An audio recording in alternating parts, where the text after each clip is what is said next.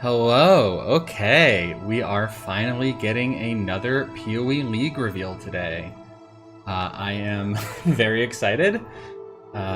We've had some pretty decent leagues recently. Crucible wasn't so hot, but I really liked Sanctum, and Tota's was a mixed bag, but I don't know. I'm feeling like we're getting an Atlas revamp in this one. That's just what my gut's telling me. And there's obviously, everyone's been sort of suspicious that we're getting Sentinel returning, or at least recombinators or something. So we'll have to see about that. Let me adjust the volume here a bit. And then this. Hopefully that's, let me know if the volume mix isn't quite right.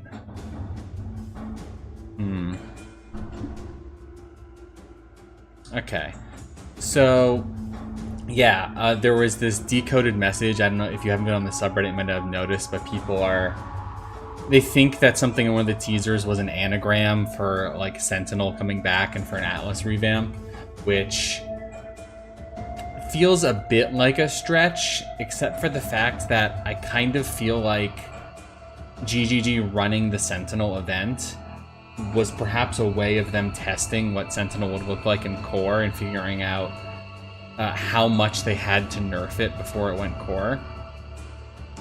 In which case, specifically recombinators, I think it's unlikely that the Sentinel mechanic itself will return, but recombinators were so good. I mean, oh my god, if you've been watching all my videos since I started the channel, you've sort of been around for a while, those of you dedicated viewers will know that I miss recombinators a lot. Like, I feel like they were the best thing that has ever existed in Path of Exile. They made the economy of the game so much more interesting. They made crafting so much interesting.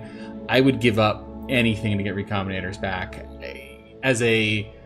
Get them back as like an accessible crafting thing that average people can use, not as some like mirror tier nonsense. And with them rerunning the Sentinel League as an event, I kind of feel like maybe now's the time, and now might also be the time for Ultimatum to come back. So if we're getting like an Atlas revamp and we're getting like recombinators back, oh my god, I mean, this could be potentially just the best league, regardless of what the league mechanic is. So yeah, I mean, it could also be that recombinators are added back as a reward for the new league mechanic. I don't know if they've done things like that in the past, but what people really want is recombinators. So if they put it on whatever the new thing is, people are going to want to do the new thing. I think that would actually be really cool, a cool way to bring them back, because they would just retheme them so they don't quite have that like sci-fi theme, and they can just give them to anything, right? They give them a Vol theme, and recombinators become a reward from Ultimatum. They could give them, you know, a bug disease theme and the reward from Affliction, you know? They just got to retheme the UI and like they're good to go.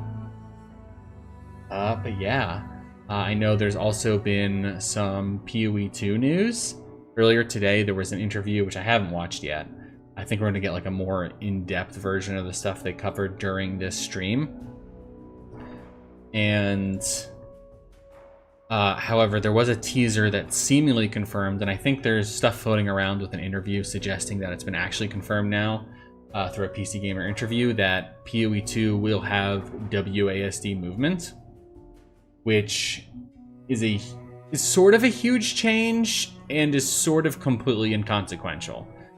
In that, if they designed the game around if it's an option, that's not the default. If they're still expecting people to use the traditional mouse movement, then it's basically nothing, because PoE already has controller support, which lets you move in one direction and kind of like use a skill in another. So PoE 2 will presumably also have controller support. So this is just sort of them enabling that control style for people who are using a keyboard and mouse as well, and sort of building it into the base of the game instead of trying to like tack on a bunch of these like controller and skill specific hacks with controller, and perhaps is a step closer to having like one unified UI and control scheme. So maybe in PoE 2 you won't have to like log out and switch to a controller. because it'll all just, that the idea of like controlling your character independent of your skills will just be baked into the game engine. That's what I'm taking out of this whole WASD movement thing. It also, something more interestingly, I don't know if people floated this idea in regards to WASD movement yet, but it might mean that a dedicated loot button might be in PoE 2 for keyboard and mouse users. Because if you're not aware, currently on a controller, the A button, if you just mash the A button, it'll loot stuff that's near your character, which they have to do it that way because you don't have the cursor to click on things. WASD movement will kind of have the same sort of thing, where if you're moving with WASD, you can't have the player click on an item to have your character move to that item. So this might imply that in order to support that there might be a dedicated loot button, which you might be able to use regardless of whether or not you're using WASD movement in PoE 2. So that would be a game changer. That would be much more of a game changer than WASD movement. I think it might happen just because their philosophy around loot is going to be so different in PoE 2. They might not view it as the end of the world to give players a loot button. So yeah, I think it might happen, and it might not, but either way, the controller mode is going to continue to have the dedicated loot button if you really want it, which I quite like it. It's part of why I like playing on the Steam Deck. There's something just sort of like, if you're just jamming maps, you just get to run through and just mash A on the loot buttons. You set your loot filter to hide the stuff you don't want to pick up, and then you just mash A and everything else. It's kind of chill when you just want to turn your brain off and just zoom through maps. And I think sort of bringing that to PoE 2 with WASD movement would be, I think a lot of people would enjoy it. It would be a lot easier on our poor fingers if you're having sort of dedicated farming sessions.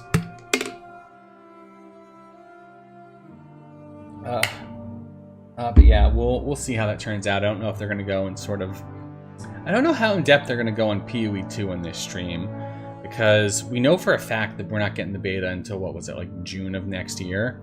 So I don't know. I'm kind of just got a big PoE 2 expose in the previous league announcement. I don't know how much they want to like continue telling us stuff about PoE 2. I mean, we just had ExileCon, so I'm not really sure what more there is to talk about.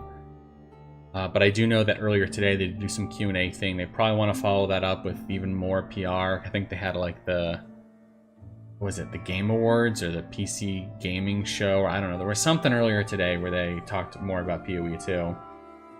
So I'm guessing they want to sort of double down on that marketing stuff. So we're definitely going to see PoE 2. I think they even said as much.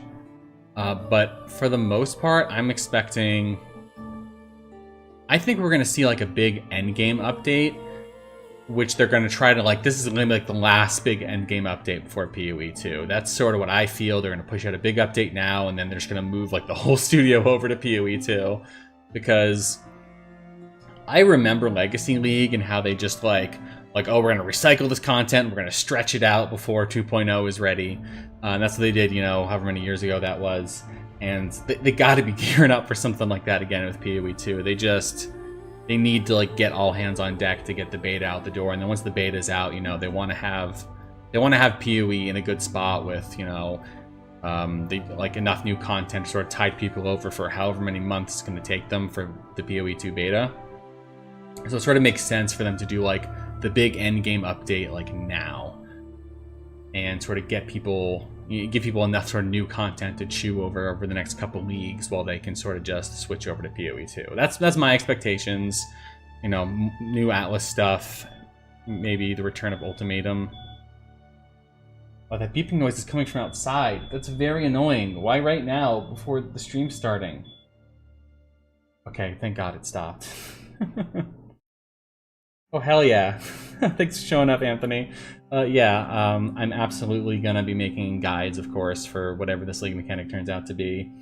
Just like I did for, you know, Sanctum and Crucible and Toda, with all the written guides. And that beeping outside had better not be a thing during this stream, I swear to God. But yeah, I'm definitely looking forward to this. Looking forward to see what you learn about PoE 2. Oh my God, if Recombinators come back, oh my God, it would be a dream come true. I would probably play more this league than any league ever if Recombinators came back. PoE 2, I mean, PoE would just be in the best place it's ever been. So that's all my thoughts. It's time. Here we go. Hi, I'm Chris Wilson from Grinding Gear Games. Thanks for joining us for today's Path of Exile livestream. We have a packed show today with announcements for Path of Exile 2, as well as the exclusive unveiling of Path of Exile Affliction, which launches on December 8th on PC and Mac, and on December 13th on console. Quick drops are enabled on today's livestream, so make sure you follow the instructions below in order to claim your Huntsman wings. Pretty cool looking. Start with Path of Exile 2, where Jonathan will walk you through our latest announcements. Mark will then take you on a deep dive into the new Path of Exile Affliction Challenge League, which launches in 1 week. He'll cover the league mechanics, its rewards, some new content we're adding to the core Path of Exile experience, Ultimatum? Ooh. I'll then show you our annual course. Is that an ooh or is that an uh-oh? Is metagame changes like we're bringing back rare monsters and stuff? I'd like to hand over to Jonathan Rogers, Game Director of Path of Exile 2. Hey guys, in a few months, I'll introduce you to the Druid of Path of Exile 2. One of the things we're really focusing on now is how varied each of the classes feels to play. Monk darts around quickly from enemy to enemy, building and unleashing combos. If he doesn't stay in combat, he loses momentum and has to build it up again. Okay, hopefully they fix the reverb.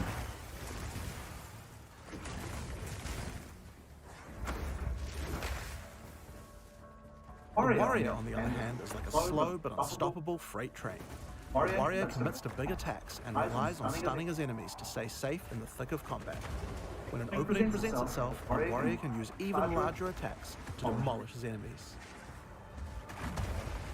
I mean, they're sort of framing this as class things, but I mean, it's gonna be traditional PoE stuff, right? Seamlessly moves from melee to ranged combat and back. Or you can just do any class, do anything. Huntress only unlocked when you learn to combine ranged and melee abilities together.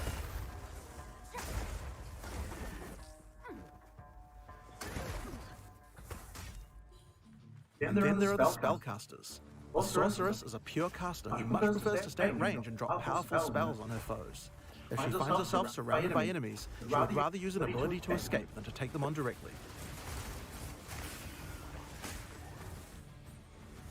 The Druid is also a spellcaster, but unlike the sorceress, he uses his spells as a means to support his melee abilities. And by melee abilities, we mean he can turn into a giant animal and rip his enemies to pieces. I mean, this is all just stuff we've seen before, right? I mean, this looks like it's even footage like from the previous, from Exile Con, right?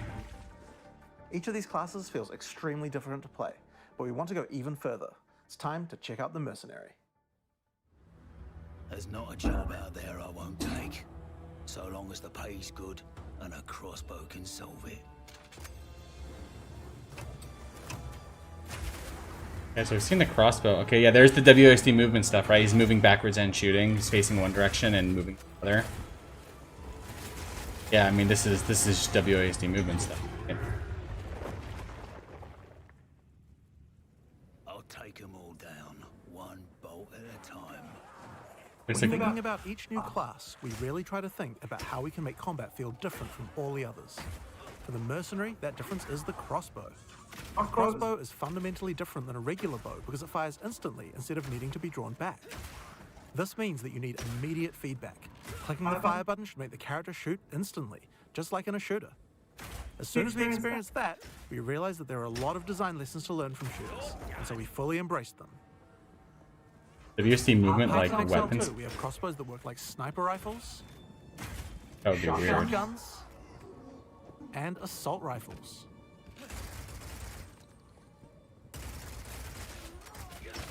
But in order to really get shooter-like gameplay, we wanted to go further. In Path of Exile 2, we now support WASD movement. Hey. You can now walk around in any direction independent of aiming. In fact, if this is your preferred method of gameplay, you can use it on any class, regardless of what weapon type you Hey, use. any weapon. You can change between click to move or WASD at any time. Anytime. Okay. Wow, that implies. You only hold 2 crossbows at a time, but Path of Exile 2 is all about interesting combinations. I hope that's the same for controllers as well. You can switch at any time in PoE too. They have WSD support, I'd have to imagine that that's... crossbow. Right now, I have armor-piercing ammo equipped, which makes it very effective when facing a group of enemies, since it pierces right through them. Bloody horrors! Oh, piercing. But there are other ammos too. For a bigger, single target, it might be a good idea to switch to Incendiary. The more projectiles hit the target, the stronger the ignite, so you'll want to get up nice, close and personal with this one. If you have a bunch of targets running at you, you might want to slow them down. In this case, you could switch to Permafrost Burst Shot. Shooting a bunch of smaller enemies at range will chill them, and potentially even freeze them in place. This is sort of like the same idea behind Blood and Sand, right? Where you're gonna have Once you have some frozen toggle enemies, thing that though, modifies switch back whatever to armor player you're using. piercing. Shooting a frozen enemy with armor-piercing burst shot will explode the ice, doing a huge amount of damage to all nearby enemies. The Blood and Sand or is it the other one? I don't remember. I don't play melee. Another feature crossbows have is attachments. This is a grenade launcher. As you can see, when I equip it, it appears on the underside of the crossbow. These attachments are just like skill gems, so you effectively get extra skill slots. What? You can augment these with support gems, just like regular skills. It's just like the equivalent of a quiver? I don't understand that at all. These grenades take a while to explode, so it's a good idea to pair them with some kind of crowd control, like Permafrost Burst Shot.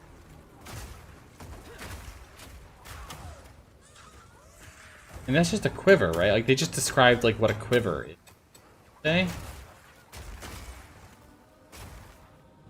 We have other grenades too, though. This attachment is a flash grenade. It does barely any damage, but it does a huge amount of stun. It can be a great opener before you run into combat. I guess it's just a flavor thing. It's just you can equip something in your offhand, like how you can quiver. That's what I'm taking away.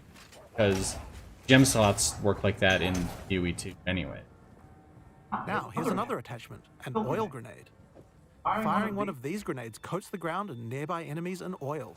Oil slows enemies down, so it's another useful crowd control mechanic.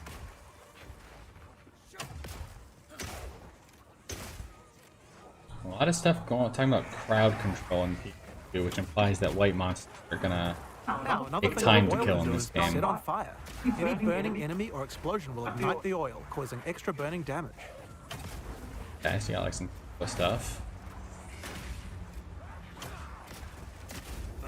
One of the problems with burst shot crossbows is that each pellet doesn't do much damage individually.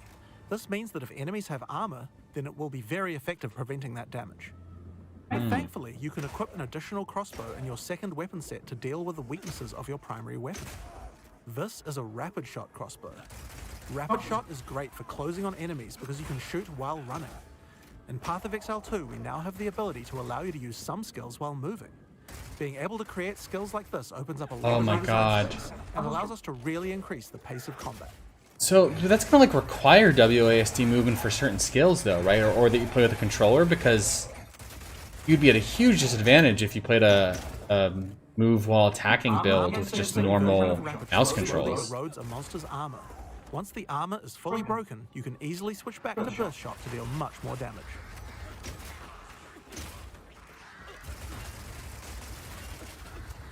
I think some people are gonna be very angry if certain builds effectively require WASD. I feel like there are people out there that just don't want to play that way. It's also great for when you want to perform a fighting retreat. Like, that's what I'm getting from this. Like, how could you play this character without WASD or controller movement? Using permafrost ammo with rapid shot is also useful if you need to retreat. When you shoot the ground, it creates ice crystals. If you draw monsters back over these crystals, they explode, chilling the monsters. It's great if you want to set up a safe zone before pulling the next pack.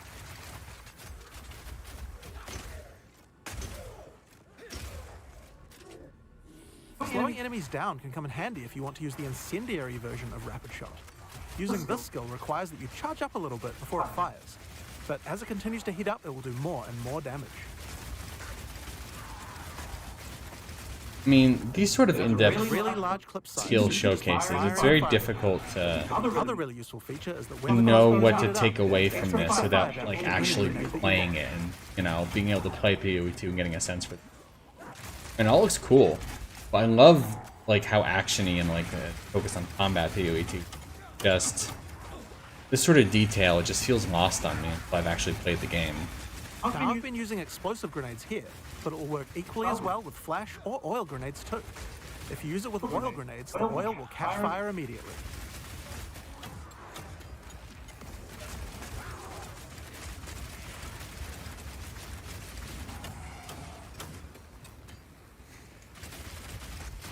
It'll be interesting as far as like party stuff goes, if they're really leading into this combo stuff where you could have two players sort of take advantage of this. If this becomes like a big part of what PoE 2 is, like combining skill effects like Another crossbow type that you can find is Power Shot. This one works just like a classic sniper rifle. Use it with armor-piercing ammo and it will penetrate armor on targets. So it's a good idea to use when something's really tough. You know what those things in the lower right of the inventory are? Look kind of like gems, tools or something. Now this skill has another interesting interaction with armor break. That's just what skill gems look like in PoE too. Then your Power Shot hits a weak spot and does a huge amount of single target damage, with a bunch of extra stun for good measure.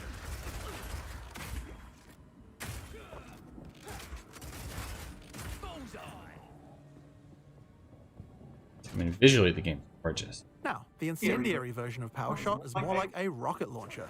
It does a big explosive blast at a distance.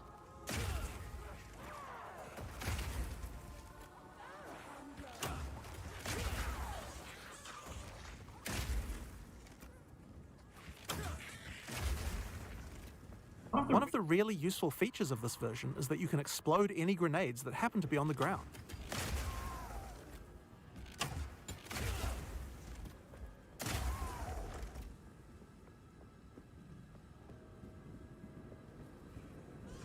This combo also works really well with Incendiary Rapid Shot. I'm going to charge up the heat on my crossbow, shoot out a bunch of grenades, and then start the fireworks with a Power Shot.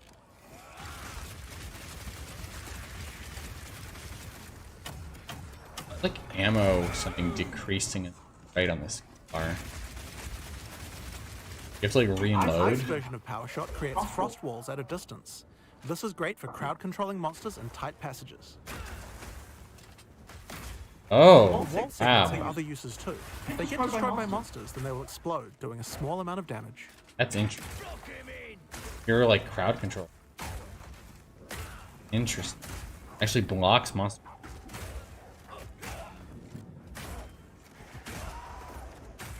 People are gonna cheat the heck out of that on certain maps. That burst shot combo with frozen enemies we did earlier? That works with ice walls too.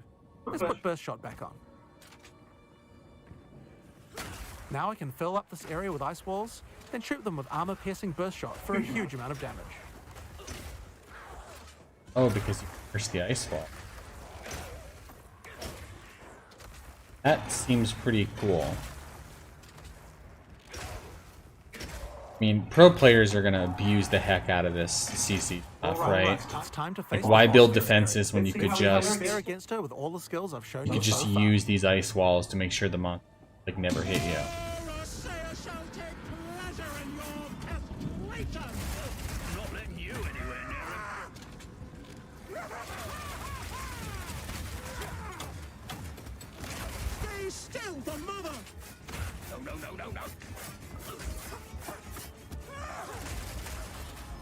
Assuming the ice walls. Have we seen them try to use an ice wall on the boss yet? That's disturbing. I'm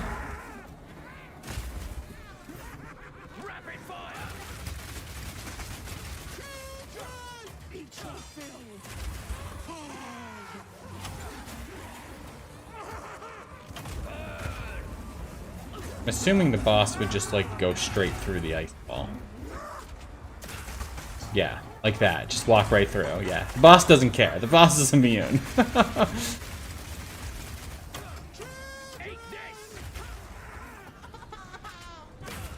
This is a disturbing boss fight, though. Gorgeous, but disturbing.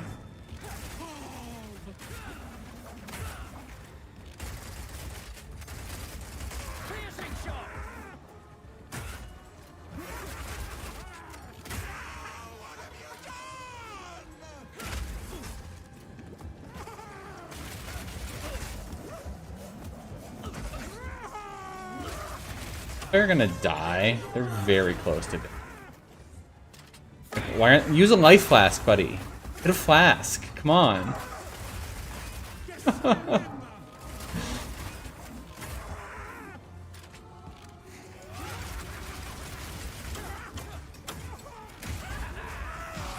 Wow, that was a lot of burst damage.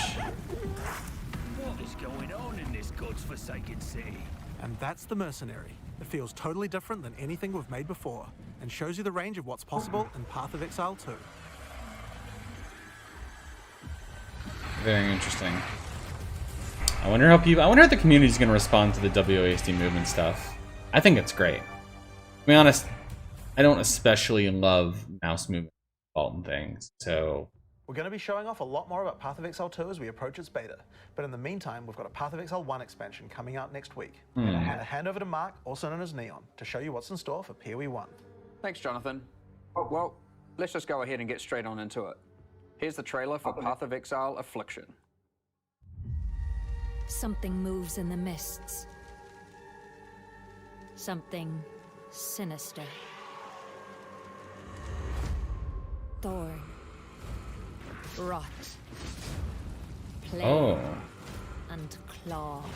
It's like the light is keeping it at bay. The affliction spreads. It hungers for more. Like a delve thing where like light radius matters. Tread lightly in the wildwood, which shifts and fights. Looks a lot like delve. Accept our help. The What? ancient power of the Asmiri. What was that? Beware the spirits. It looks like a that scent. yearn for freedom. Is this replacing the labyrinth? The evil that waits in the dark.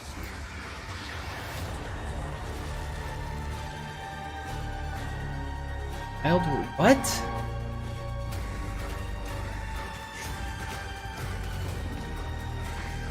Ultimatum! Oh my god! Oh, thank god! Finally!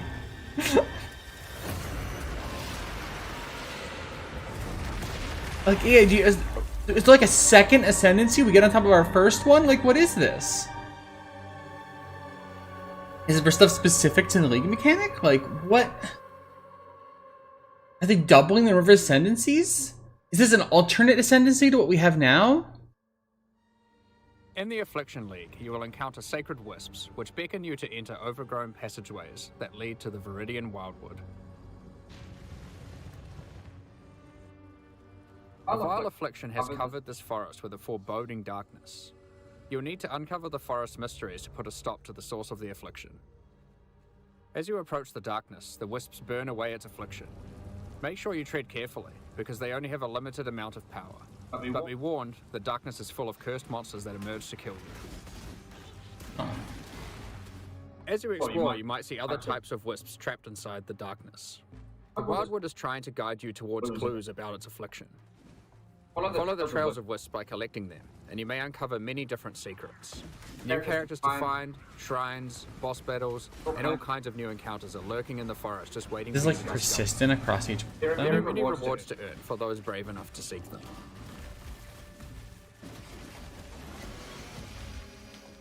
Wow, those When rewards. wisps run out of energy, they will return you back to where you came from. Any other types of wisps you have collected will return with you to Rayclast. These wisps, having been saved from the Affliction, disperse into the environment and inhabit randomly chosen monsters in the area, increasing their power and also their rewards. Oh. The different types of wisps have different effects on monsters, and sometimes more than one type will inhabit a single monster, making the fight even harder and even more rewarding. If this happens to a boss, you could be in for a tough fight, but if you can overcome it, your efforts will not be in vain. This is sort of like Sentinel 2 then. Primal Wisps grant an item rarity bonus to inhabited monsters. Wild Wisps grant an item quantity bonus, and Vivid Wisps cause them to drop currency items. If a monster gets all three types, they'll drop more items of a higher rarity and a lot of currency. While exploring the Doesn't wild, seem you incredible. might find some of the last few Asmiri wanderers who have managed to survive in the forest since it was cursed. Each of them have different survival specializations, and they are willing to teach you if you agree to help them defeat the source of the affliction, the King in the Mists. Choose which of the Asmiri that you will complete quests for to unlock one of 3 new Ascendancy classes, which you can have in addition to your regular Ascendancy class. Addition to.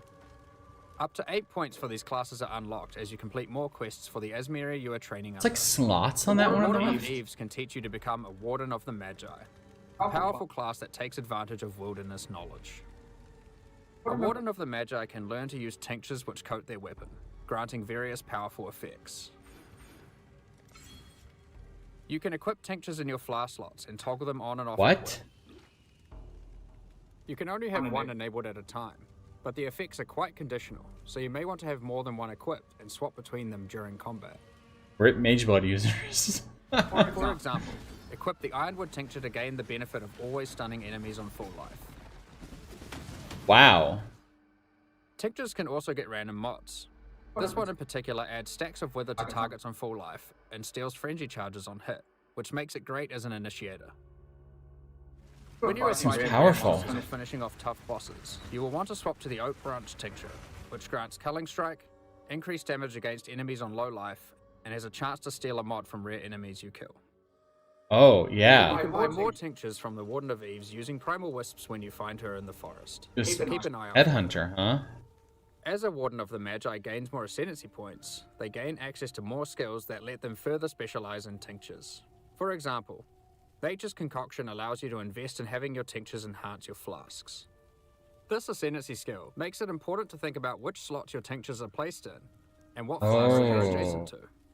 You'll have better uptime on those flasks, and they'll be stronger as a result. Interesting. But there are plenty more skills to choose even if you don't want to engage with tinctures. For example, another new ability to unlock is Barkskin. It's a reservation skill that causes bark to grow all over your body, increasing armor. As you take damage, the bark falls off, increasing your evasion.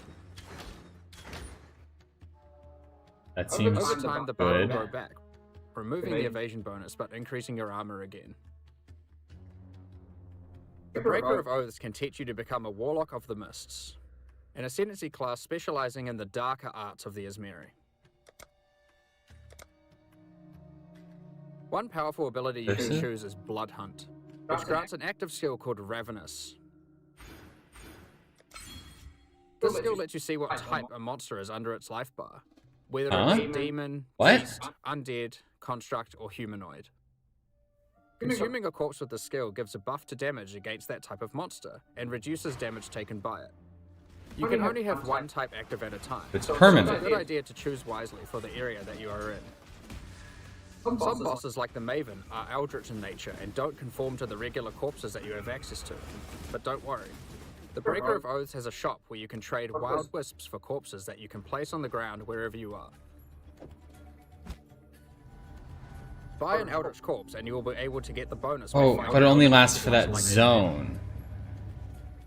You may notice that most of the corpses he sells are not monsters you normally encounter. You might want to try turning some of these corpses into specters, to take advantage of some of the unique abilities that these monsters have. Oh. Oh, wow. Okay. The Warlock of the Mists gets access to many other abilities. For example, there is a trio of curses that you can pick from. One of these curses targets your minions, giving them life degen and making them explode for massive damage when they are near death. Oh, Prevents wow. enemies from dealing damage for the latter portion of its duration. Be great for Quite powerful SRS. against bosses. This curse creates the interesting build decision of whether or not you should increase curse duration or reduce it. The final curse is a mark that causes enemy phantasms to be spawned when you hit the marked enemy. These phantasms aren't on your side, so they work well with on-hit and on-kill trigger effects, for example. Oh. That's clever. I like The that. Primal Huntress can teach you to become a Wildwood Primalist. Unlike the other new ascendancies, the Primal Huntress lets you customize your tree. Our slots. You do this with charms that you can buy from the Primal Huntress for Vivid Wisps. Charms have randomly generated mods, which give stats from regular ascendancy Last gain to charge every classes, 3 seconds. allowing What? you to create your own hybrid ascendancy class.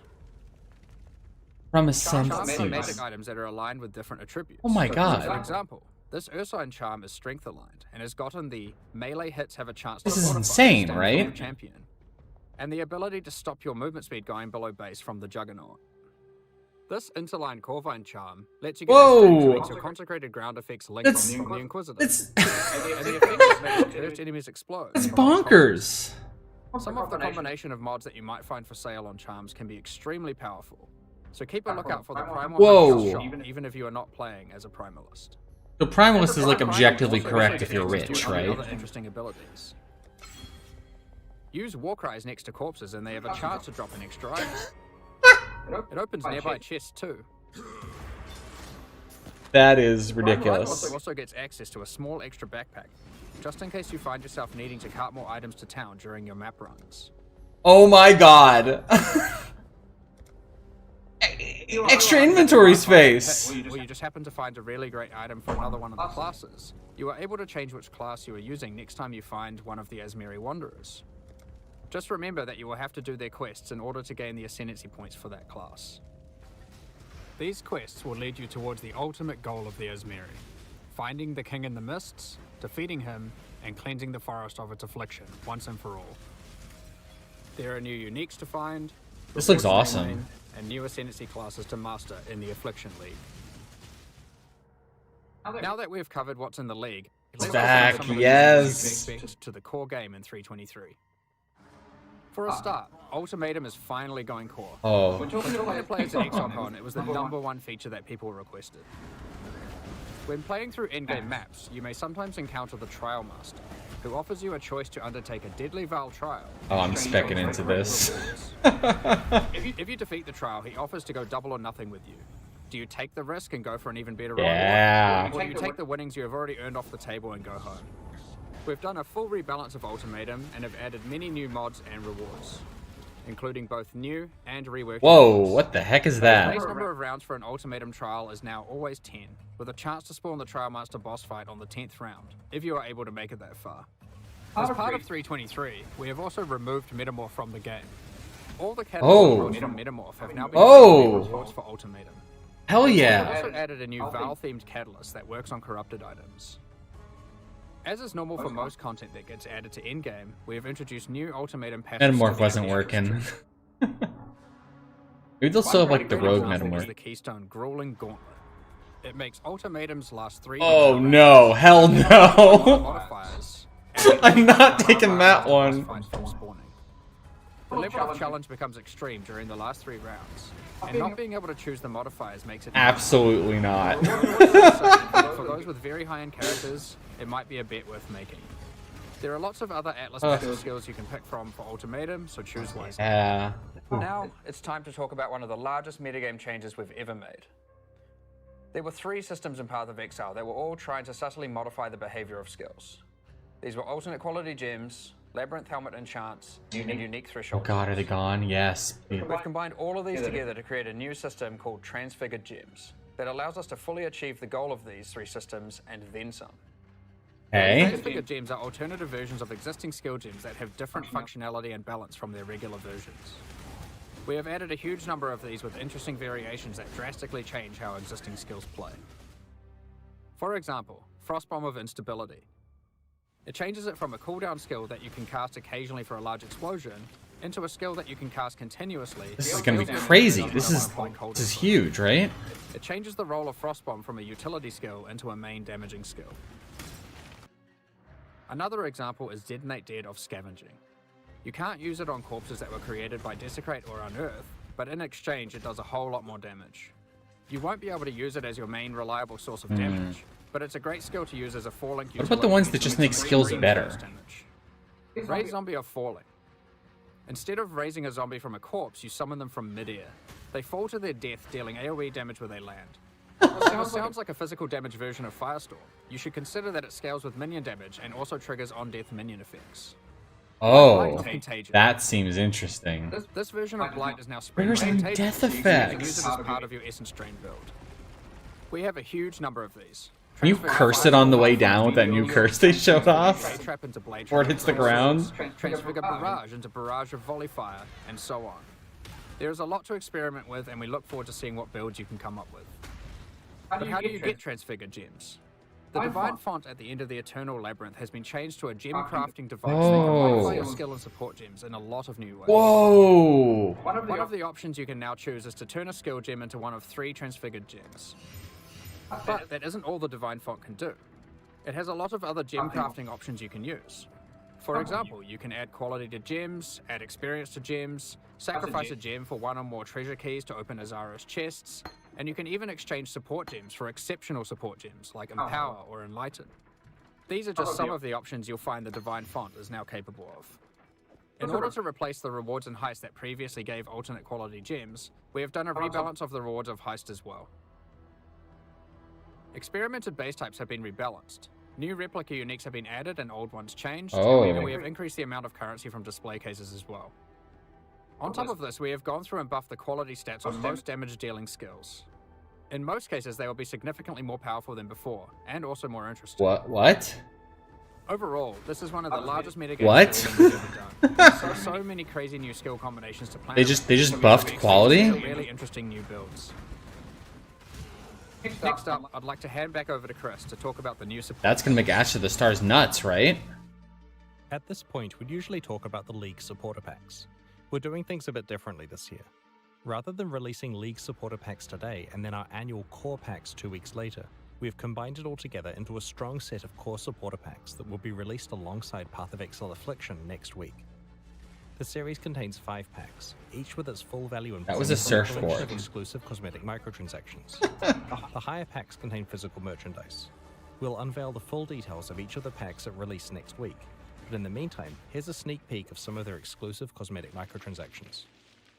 These packs will be available for purchase when Path of Exile Affliction launches on the 8th of December. Thank you so much. I'm gonna go into details from the transactions? Damn. Whoa. Whoa. We're just about to start the Q&A with Ziggy D. Afterwards, we'll post Path of Exile Affliction's full patch notes. With the release at the end of next week, our community team will be posting crucial information you'll need for Affliction's release. Keep an eye on the news. On release weekend, we expect to launch the new mystery box and this season's Kyrix Vault Pass. Thanks for joining us today and checking out our latest developments. We're looking forward to exploring the Viridian Wildwood with you next week. We'll begin the Q&A. This seems really cool. Questions ready. I don't know how I feel about the just like, oh, make a bunch of random monsters stronger after you're done, because it feels like exploring the woods is the more interesting part of it. And like, what if you don't find the entrance until late in the map, you know? You have to like delay clearing the map until you find the entrance? Or is it going to be like the Delirium Mirrors where you always find it close to the front? Certainly seems interesting. I wonder what the limiting factor is for how far you can explore. Is it always the same? Does it scale up? Is it variant? Do you find things that like extend the amount of time you're searching? And how long does it take? Because if it takes a long time, I can definitely see people like skipping it at a certain point. G'day, Ziggy D here, folks. Exiles, welcome for Not my a Discord. giant jam-packed Q&A after a huge reveal session. We have here That's today them. Chris, Jonathan, and Mark. 3 for the price of 1 this time around, not just Chris. Welcome, folks. Thank you very much. Yeah. Cheers. Excellent, folks. We're going to be moving It's through different, yeah, there's 3 of the them. order that we saw things today during the reveal. So starting with Path of Exile 2 and then moving through some of the new Path of Exile 1 features. So get those questions in. The Discord's them. I don't have Discord open, to be clear. So first, let's talk about that new movement scheme that was revealed with the new Mercenary class. So we have the new WASD movement. And does this alternate control scheme work with other classes and builds, or is it mainly intended for like this? I mean, shared WASD movement thing is probably the biggest thing When we announced. put it in, I was totally thinking that it was going to be something that you'd want to use with ranged characters way more. But actually, when I tried out some melee stuff, I was pretty sold on it, actually. It was better than I was expecting. There's still a few tweaks to do to make that perfect internally, but like, yeah, it's pretty awesome. So I think I'm probably I think I'm going to be playing that way myself, actually, even though I was a bit of a skeptic at first of WASD for melee. I think it is good, but we want to make sure that everyone understands that you can change from one to the other whenever you want. It's just one of those things that, you know, yeah, like some people may prefer it, some people may not, but yeah, I'm really enjoying it. WASD rather feels pretty good to me. Yeah, I was pleasantly surprised, to be honest. Like, I've, die-hard action RPG, Too Diablo quiet. kind of guy myself. Feels a For lot some reason, quieter. The WASD stuff just feels really natural to play. I guess it's, background and Crimson Land and that kind of thing. Yeah. That first moment you use it, it's a little bit jarring because W is now not a skill. But once you can get beyond that, it is like very, very fun to play. It is actually funny going when loaded up the PoE 1 client again recently, and like I was immediately pressing WSD, like, oh shit. Yeah. You know? Keep doing the exact same thing. Yeah, exactly. But I also keep trying to dodge roll as well. Yeah, so yeah. I had that same problem. I was going to ask it then, can WASD movement be added to Path of Exile 1, or is it exclusively a PoE 2 feature? It's probably going to be pretty hard to add it to PoE 1, and the reason would be because the number of animations you need to support like arbitrary directional movement like that is really high, and the rigs in PoE 1 are so old that it would be really, really difficult to add. So I think it's probably like quite unlikely. And just in general, the animation stuff that we're doing in PoE 2, like it's just a different level. So it was like okay, I'm not going to say easy, but it was easier to add it in PoE 2 than it would have been in PoE 1 by far. So yeah, for now I'd say it's going to be PoE 2 only. How have you found hotkey usage and things like that while moving around with WSD movement? So basically, one thing it does do is like, so it's definitely a thing. But what personally what I found is that so you've effectively got the left click freed up, you know, to put a skill on. So you've kind of got like ask about a dedicated loot button, Siggy. And then having other stuff on the keyboard, and it works pretty well for me because the stuff that I put on the keyboard at least tends to be the sort of more rarely used stuff. They're still like commonly used, but still a bit rarer. And so it wasn't too bad. I found it okay. It is a concern for sure. Like I suspect that like there might be a few builds that would be a bit harder to do that way, but you can always use the other control scheme if you want. But it's working really well for what we were doing there. And how well does this translate to controllers then? Thank you. It'd be perfect for twin sticks. It is. So we have also implemented so that the right stick you can use to aim which direction that you're going in on controller, and it does work well there. There's like a bunch of other controller stuff that we've kind of been fiddling around with trying to get that better. Excellent. But yeah, Excellent does help in that direction as well. Plus, it just kind of makes movement like there's actually stuff even with click to move that we can use. Like we can utilize the fact that we've got the ability for the character to face a different way than they're walking. That actually makes there's some cases where we can make the click to move stuff look more natural as well. So there's a little, it's kind of minor stuff, but like, you know, the animation does look actually better for click to move too due to that. And what sort of skills can you use while moving? That was mentioned that some will be kind of like functional in that way.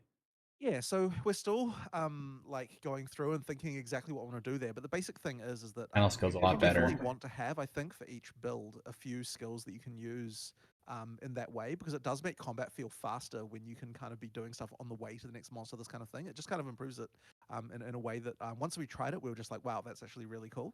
Yeah, it won't be like everything, or like a lot of the time, I think what we're doing is getting the like we can shorten the windows because we've got this ability now. We can kind of shorten the windows where you're not allowed to move, where there's like movement locked out in skills as well. So like only like right near the contact point do you actually have to stop. And then for other skills, we can do them completely while you're moving. So you know, like some of the skills that you might want to spam in some cases, things like that, it can be okay. So I'm not going to like give you a list or anything, but yeah, we definitely want to have making sure that each build has skills that you can do while moving available, so that you can kind of utilize the time when moving between packs. Cyclone has always been very popular. It's basically just more Cyclone. Or even play with the lack of movement, like planting your feet. What was that, sorry? Oh, sorry, I didn't hear what you said. I think Discord kind of lagged out for a second there. Oh, okay. But yeah, the other thing as well is that is another question people have asked is like, how does it work when you are using click to move? And the answer is honestly pretty simple. Like you click where you want to move, and then you move the mouse and use the skill in the other direction, and then your character will just not be interrupted the move. They'll just keep moving while you shoot in the other direction. That does work. Like it is technically like, I mean, that feels janky. It takes a bit more mouse movement to be able to do it if you want to be able to move while you're doing it, but it does work. Yeah, I don't know about that. So there's no technical disadvantage there other than just, I mean, effectively what you're doing is it's like what the same exact motion you do if you're stutter stepping, except that you're able to actually move at the same time. I think WASD for some builds is just going to be like strictly better. In the opposite direction or something. Exactly. Yeah. Do you find that this is? What's that? I was saying it's like lower APM stutter stepping. Yeah. Do you find that this is like opening up a lot new design space for you with skills then? Because this is like a new way of thinking that you haven't really had access to in terms of skill design now. For sure. There's definitely a lot of stuff. Like we haven't even really yet explored all the repercussions on other builds as much as we would like to yet. Like there's a lot of stuff to change here and kind of get and utilize that stuff for. But yeah, as I said, once we tried it, it was just like, yeah, we need to be exploring this all throughout what we're doing and making sure that we can take advantage of it so it feels as natural as possible when you've got like direct character control like that. What we're finding here is the overarching goal with the new characters in Path of Exile 2 is that each one plays entirely differently. We're releasing 12 games in one, where you can play an entirely different style with each character and feel compelled. Now that you've tried a Mercenary, you want to try another one, for example, because you're going to get a different experience. And this means that Jonathan's team is pioneering these new things like the WSD controls, using a class as an example. Like the Mercenary is the canonical WSD control one because of the crossbow stuff feeling like a gun. And then the fallout from that, of course, is then it benefits all the other 11 classes and millions of different playstyles, and that kind of falls through afterwards, and we get time to experiment with how it actually works on those classes. I feel like there's going to be people who have a very negative reaction to this stuff. Not me, I'm loving it. I already noticed in previous reveals that like the melee stuff is getting a lot more fluid with a lot more movement and stuff like that, but a lot of that was a kind of pre-scripted but modifiable movement after the fact, where you could like whirl and then change direction a little bit like that. But it seems like now even you might even be able to have things like where your character's able to do a cleave while taking a couple extra steps, just little things like that. So it seems like it's going to change gameplay a lot from Path of Exile 1 to 2. I think it can, but we do have to be careful. Like, I don't want the feeling of just complete floatiness. Like we don't want, like I wouldn't want it so that every skill you can just do without like while moving arbitrarily. Like it needs to still feel like there's at least some amount of the animation where you're kind of like locked into that little bit. So for something like cleave, for example, what I do is I have it so you can kind of step into it and then you can move really quickly after the slash. But the actual slash itself, you need a bit of that sort of like locked in, just so that you got something going on there, because otherwise it'll just feel like you kind of don't really exist. You're just like floating around, kind of not really doing anything. So it's a little bit vague, but yeah, I feel like Vampire Survivors, basically. Where you don't feel like you're a character in the world, which you can get if you just allow full unrestricted. Like if you do absolutely everything while moving and there was no slowdowns or anything, then it would feel real floaty, and I don't like that either.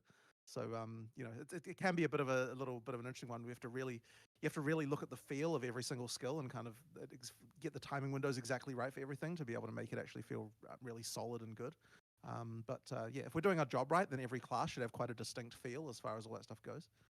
Like I get what you mean. Like once you have more movement, that's when you can start playing with like, okay, in what situations do we stop movement? Like I noticed with the crossbow, for example, the character planted their feet for the shotgun shots especially, and that made that look and feel a lot more impactful. So that seemed by design there. Exactly. Perfect. On that note, then let's talk a bit about the crossbows. It seems they've changed quite a bit since the original reveal with the armor-piercing bolts and whatnot. Yep, they have. Yep, that was that meme. Is no longer applicable, hopefully. Absolutely. I mean, so the split to all of the classes happened after that last the last reveal, and so then we were kind of like, we need to make sure that we're making I didn't. Even like there were like the mechanical ideas of like having ammos and stuff like that for the crossbows before, but I don't think we'd quite yet nailed the kind of like, how is a crossbow actually going to feel really different to play than a bow? And it wasn't until I sort of made the observation that, hey, like if we're like a crossbow, like if you pull the trigger on a crossbow, it needs to fire instantly. We should be putting the contact point literally at 0 on the animation. So this is a bit of a technical term. Like contact point just means point where the damage happens, et cetera, et cetera.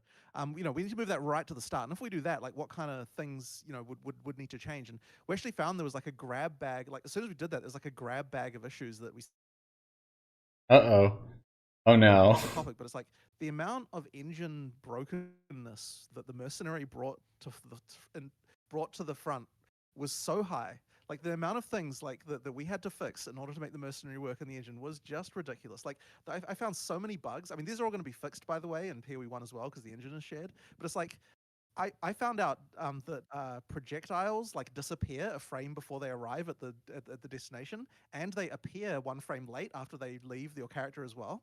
And that it turns out all objects when they're created appear 33 milliseconds late from when they actually render.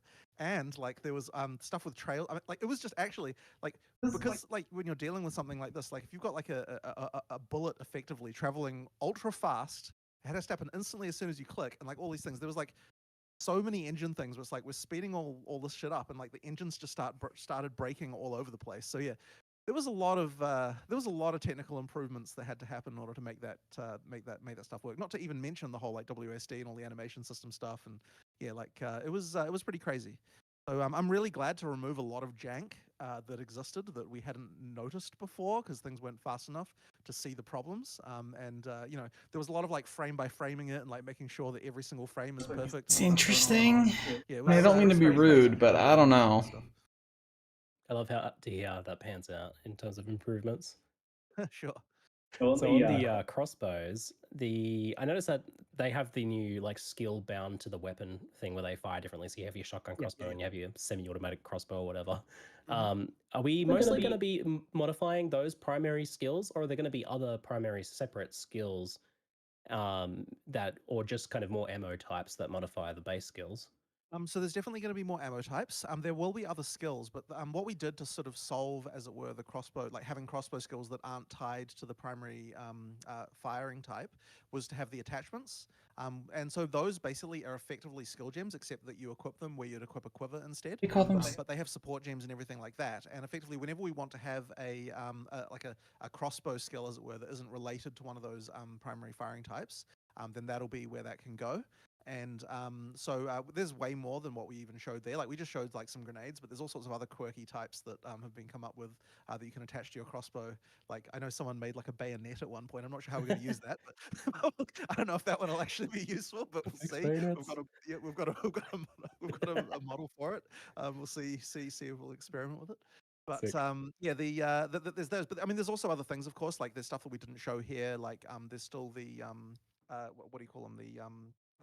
The crossbows that pop up when you summon the totem. Ballista totems. Ballista totems. There's still ballista totems and other things like that, and like various other skills. So there's definitely other skills that we expect this class to use, but we kind of ran out of like time to be able to show like all the different things that you can do, and we'll show more of those later. But yeah, there's going to be other stuff that you can fill your skill slots with for sure as well. So don't worry about that.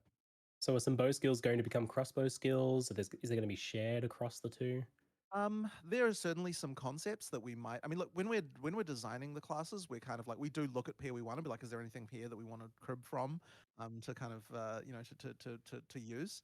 And there might have been a couple of things that we've like sort of used as concepts, but overall, it is supposed to feel like this is distinct. And I'm sure maybe there'll be a time where like this is better suited as a crossbow skill than a bow skill. But in general, I guess like we're looking at designing things like this is a full new game. Like we're designing skills again. Like there will be cases where we go back and we're like, hey, this PoE 1 skill is still great. Let's port it over. But in almost all cases, the skills get changed a lot. Like I mean, when you saw the sorceress when we announced all the stuff there, it's like there were skills from PoE 1, but like the changes to them was such that like they don't really feel the same at all. So it's kind of There's interesting implications as far as microtransactions shared across the two games. Something like that. Some pretty big changes. Weird stuff can happen. Yeah. So are the crossbows exclusive to the mercenary, or are they something anyone can use?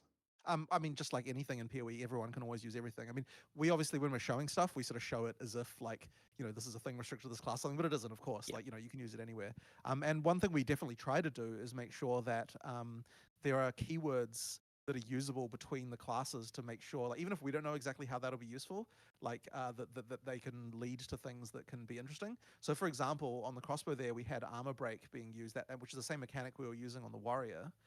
And I mean, look, maybe in theory someone could make a crossbow / mace build. I don't know how that would work, but what I'm saying is like by having the shared keywords across different classes. It is interesting, certainly for the future Path of Exile too, as far as looking over like the next decade. Yeah, absolutely, you can use stuff across. I'm definitely going to do that. Yeah. I'm definitely going to do armor piercing bolt, crossbow, and then more technical difficulties. Always crit. It's going to happen. Yeah. I mean, that's probably pretty broken, actually, as the balance stands right now. I bet it's actually, like, real broken. It is right now. Yeah.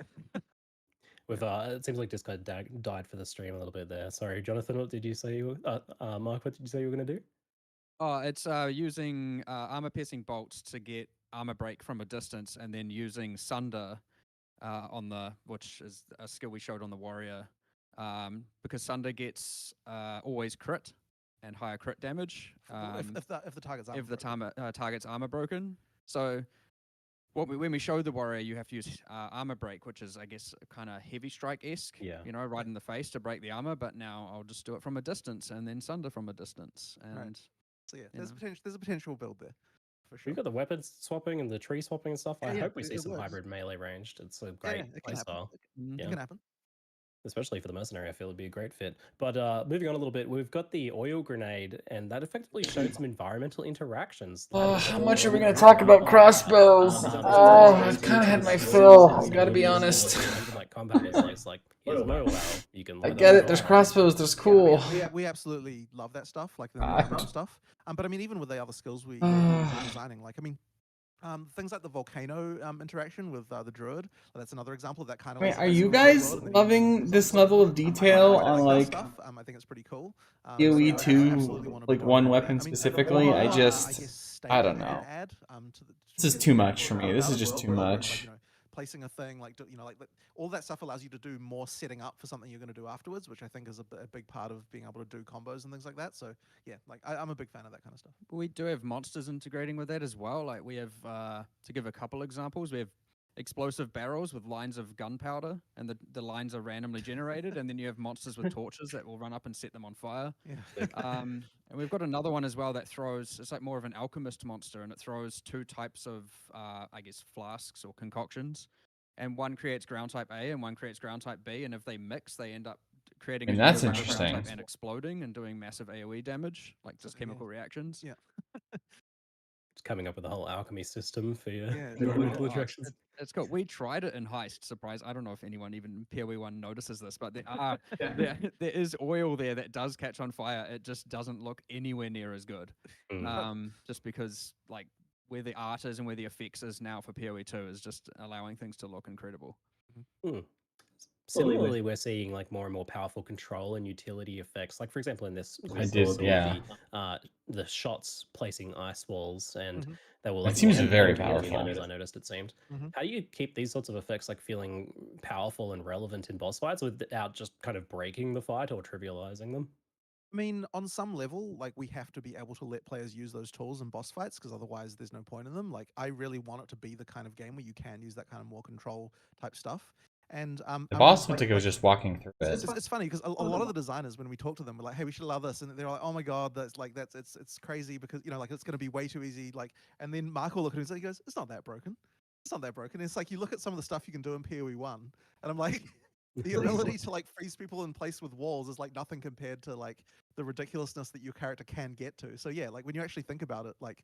It's not that broken. Sure. We want players to have fun at the end of the day, right? We want them to be able to use those tools, and I quite enjoy it. But in particular, though, with the ice, though, those walls, once a monster gets above a certain size, they no longer get blocked by them, and they run through them. They still get they explode. So Ursia, you might have noticed, like the baby wasn't able to get through the walls, but Ursia can run through them. It's based on size. Detonation. So the skill actually changes a bit. Like against small monsters, they have to like stop and attack. It completely blocks them in, and they can't get through.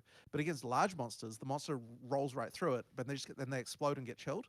So it kind of changes the function a little bit of the boss versus the small monsters, and so that's interesting. That particular skill I think is actually fine in that regard. So yeah, there's little tricks like that we can do, and I think I honestly really enjoy the stuff we're doing with monster size, which was never a factor in PoE 1 design.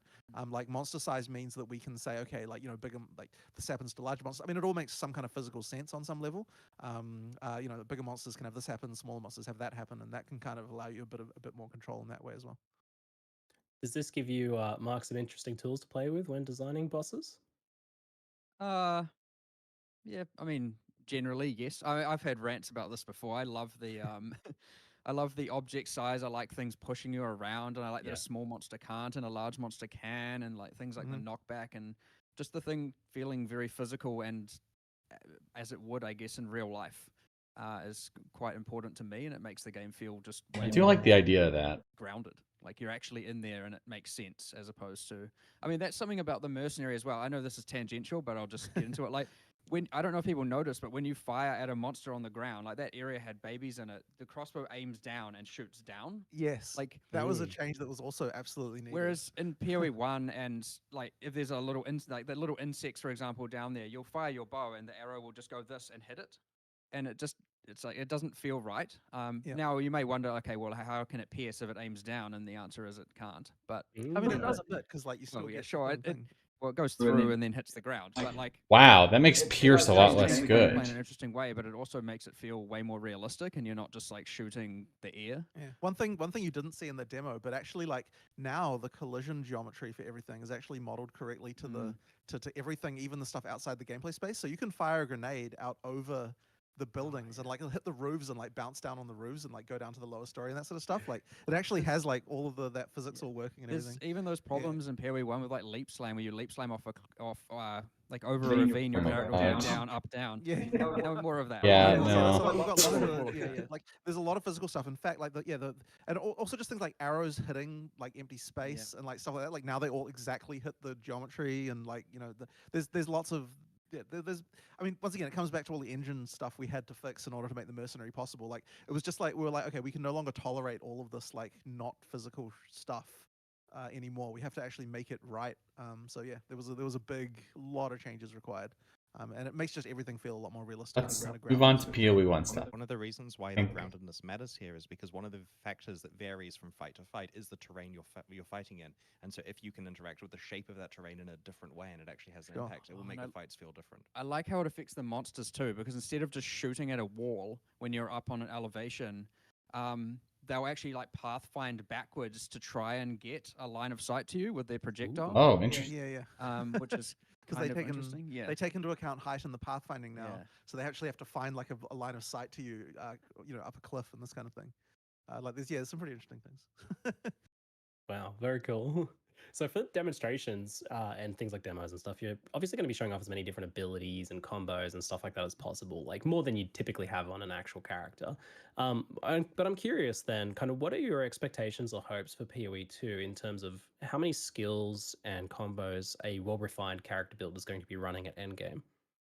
I mean, I personally believe that you should have probably 2 to 3. 2 is going to be very common. I think 3 will be pretty common as well in terms of like core combos for your character. And then depending on the context, like what's going on with the boss fight or just the monsters, you'll decide to do one or the other. But what I quite like about the way the gameplay is and what we try to strive for is like you've got some plan in mind for what you're doing, but like no plan survives contact with the enemy kind of thing, and like the enemies are doing things that's kind of disrupting that, and then you're like, oh, I should need to use the skill to kind of like deal with that.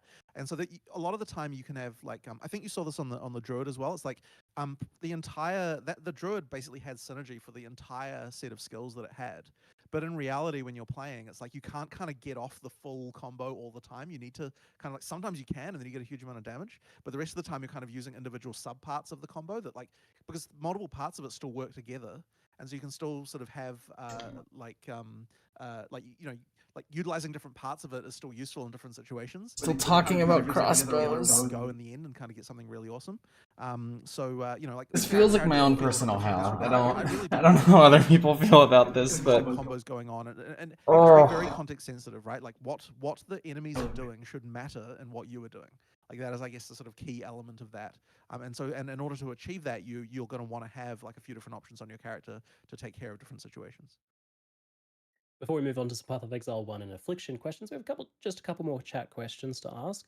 Do you need to spend all the crossbow ammo to reload, or can you reload manually as well? Is there like a hotkey or something for that? Yeah, you can reload manually. So effectively, if you use the ammo skill again, it'll reload the thing. So there is. You have to reload the ammo. Great. Will Path of Exile 2 be cross-platform at all? Yes, it will be. Wow. Fantastic. Boulder. Chris is like, it will. Is it done around WASD movement balancing, or will be keeping mouse movement players in mind as This is the big question. I mean, we're always going to make sure that it's okay for both type of players, but I wouldn't say that the balancing has to be hugely different, honestly. Like, especially with the dodge roll and everything, you can get where you need to go with click to move as well. It's just that the immediacy of WASD just sort of feels better,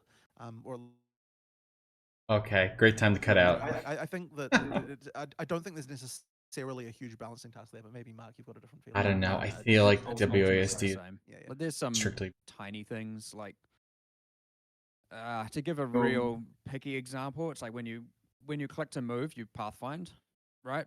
And with WASD, it is technically pathfinding a little bit, but a bit less, and so like you're more likely to run into a where if you were to click around something, your character would path around it. But if there was like a point, your character might run into that and get stuck because you actually have to navigate around yourself. It does pathfind on WASD, though. Yes, but there's a couple cases like that, but that's not really balance. It's more like we have to. I mean, you're running into a dead end. I would say though that, like, for example, the bag. I don't know what the name of the monster we eventually went with, but the bag ladies. in that area. I did find them a bit easier to dodge with WSD because you can like take a step back really easily when you're fighting them. When they get up close. Yeah, I think there's going to Stuff be a like lot of that. Are a little bit easier. Whereas with the click to move, like you're less inclined to because you'd have to move the mouse to the other side of the character to kind of be able to do that. Or else dodge roll, which takes a bit longer. So there are like a few cases there where it's like you get a bit more control there, but you know it's fine. Yeah, ultimately,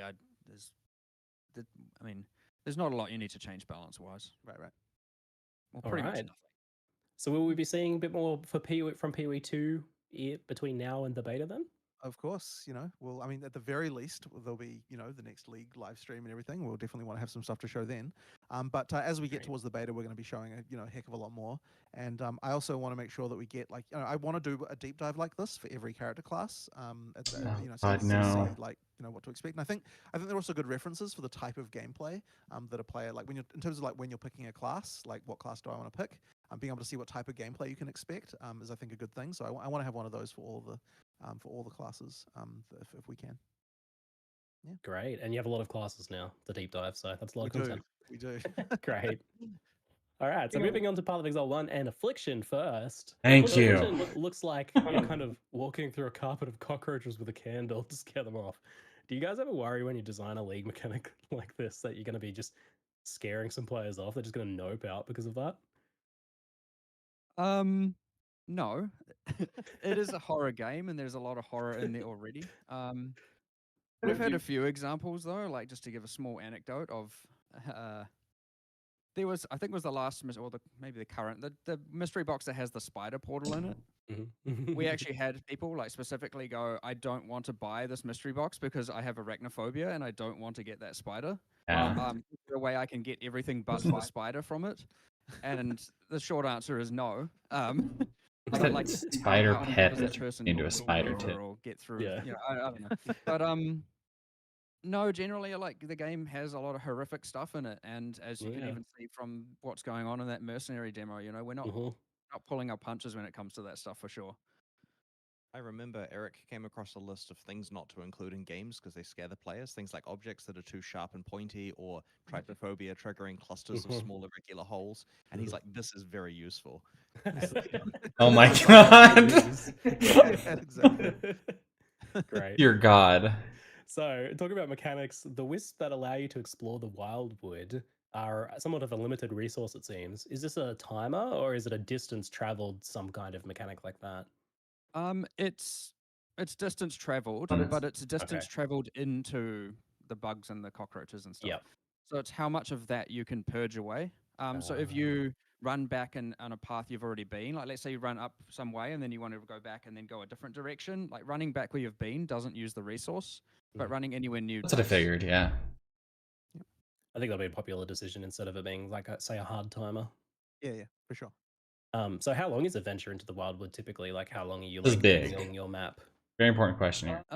Well, even typical is somehow subjective here, but obviously it depends on your character. But I mean, anywhere, I would expect most people to be in there like kind of a minute, upwards of 2 minutes. But it sort of depends on what you run into though, because if you run into a boss fight, it can it can be a while. It does depend what you find, but like I mean, you could be in there as short as 30 seconds, or or a lot less if you're just not really caring where you're going. But that is not the right. That's gonna add a lot of time to map.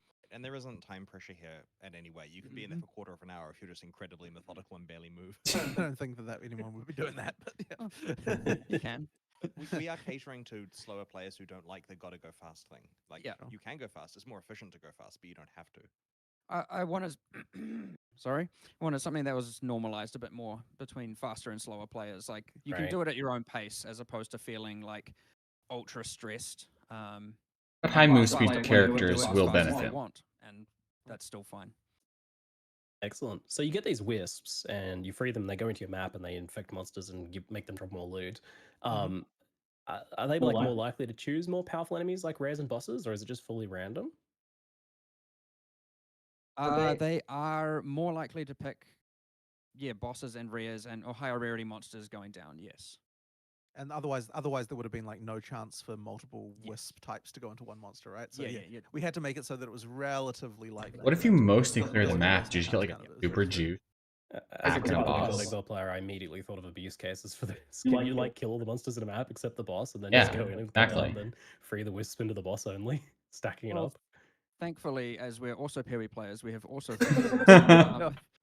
we don't think of everything, but at least in that case, no, it is a chance per monster. So if you clear the whole map and then go and do it, the You wanna do result it is- earlier. Well, it's actually detrimental for you. Yeah, and the Oh. wildwood always appears at the start of the map. Always start. Okay, So that means that you always like have the chance. So it's like you know, the Delirium. most- just to make sure that you get the most what do you call it, equity of drop equity or whatever out of doing it. So like you know, A little like Delirium, where the mirror would spawn. Yeah. exactly, it is exactly like that. Yeah.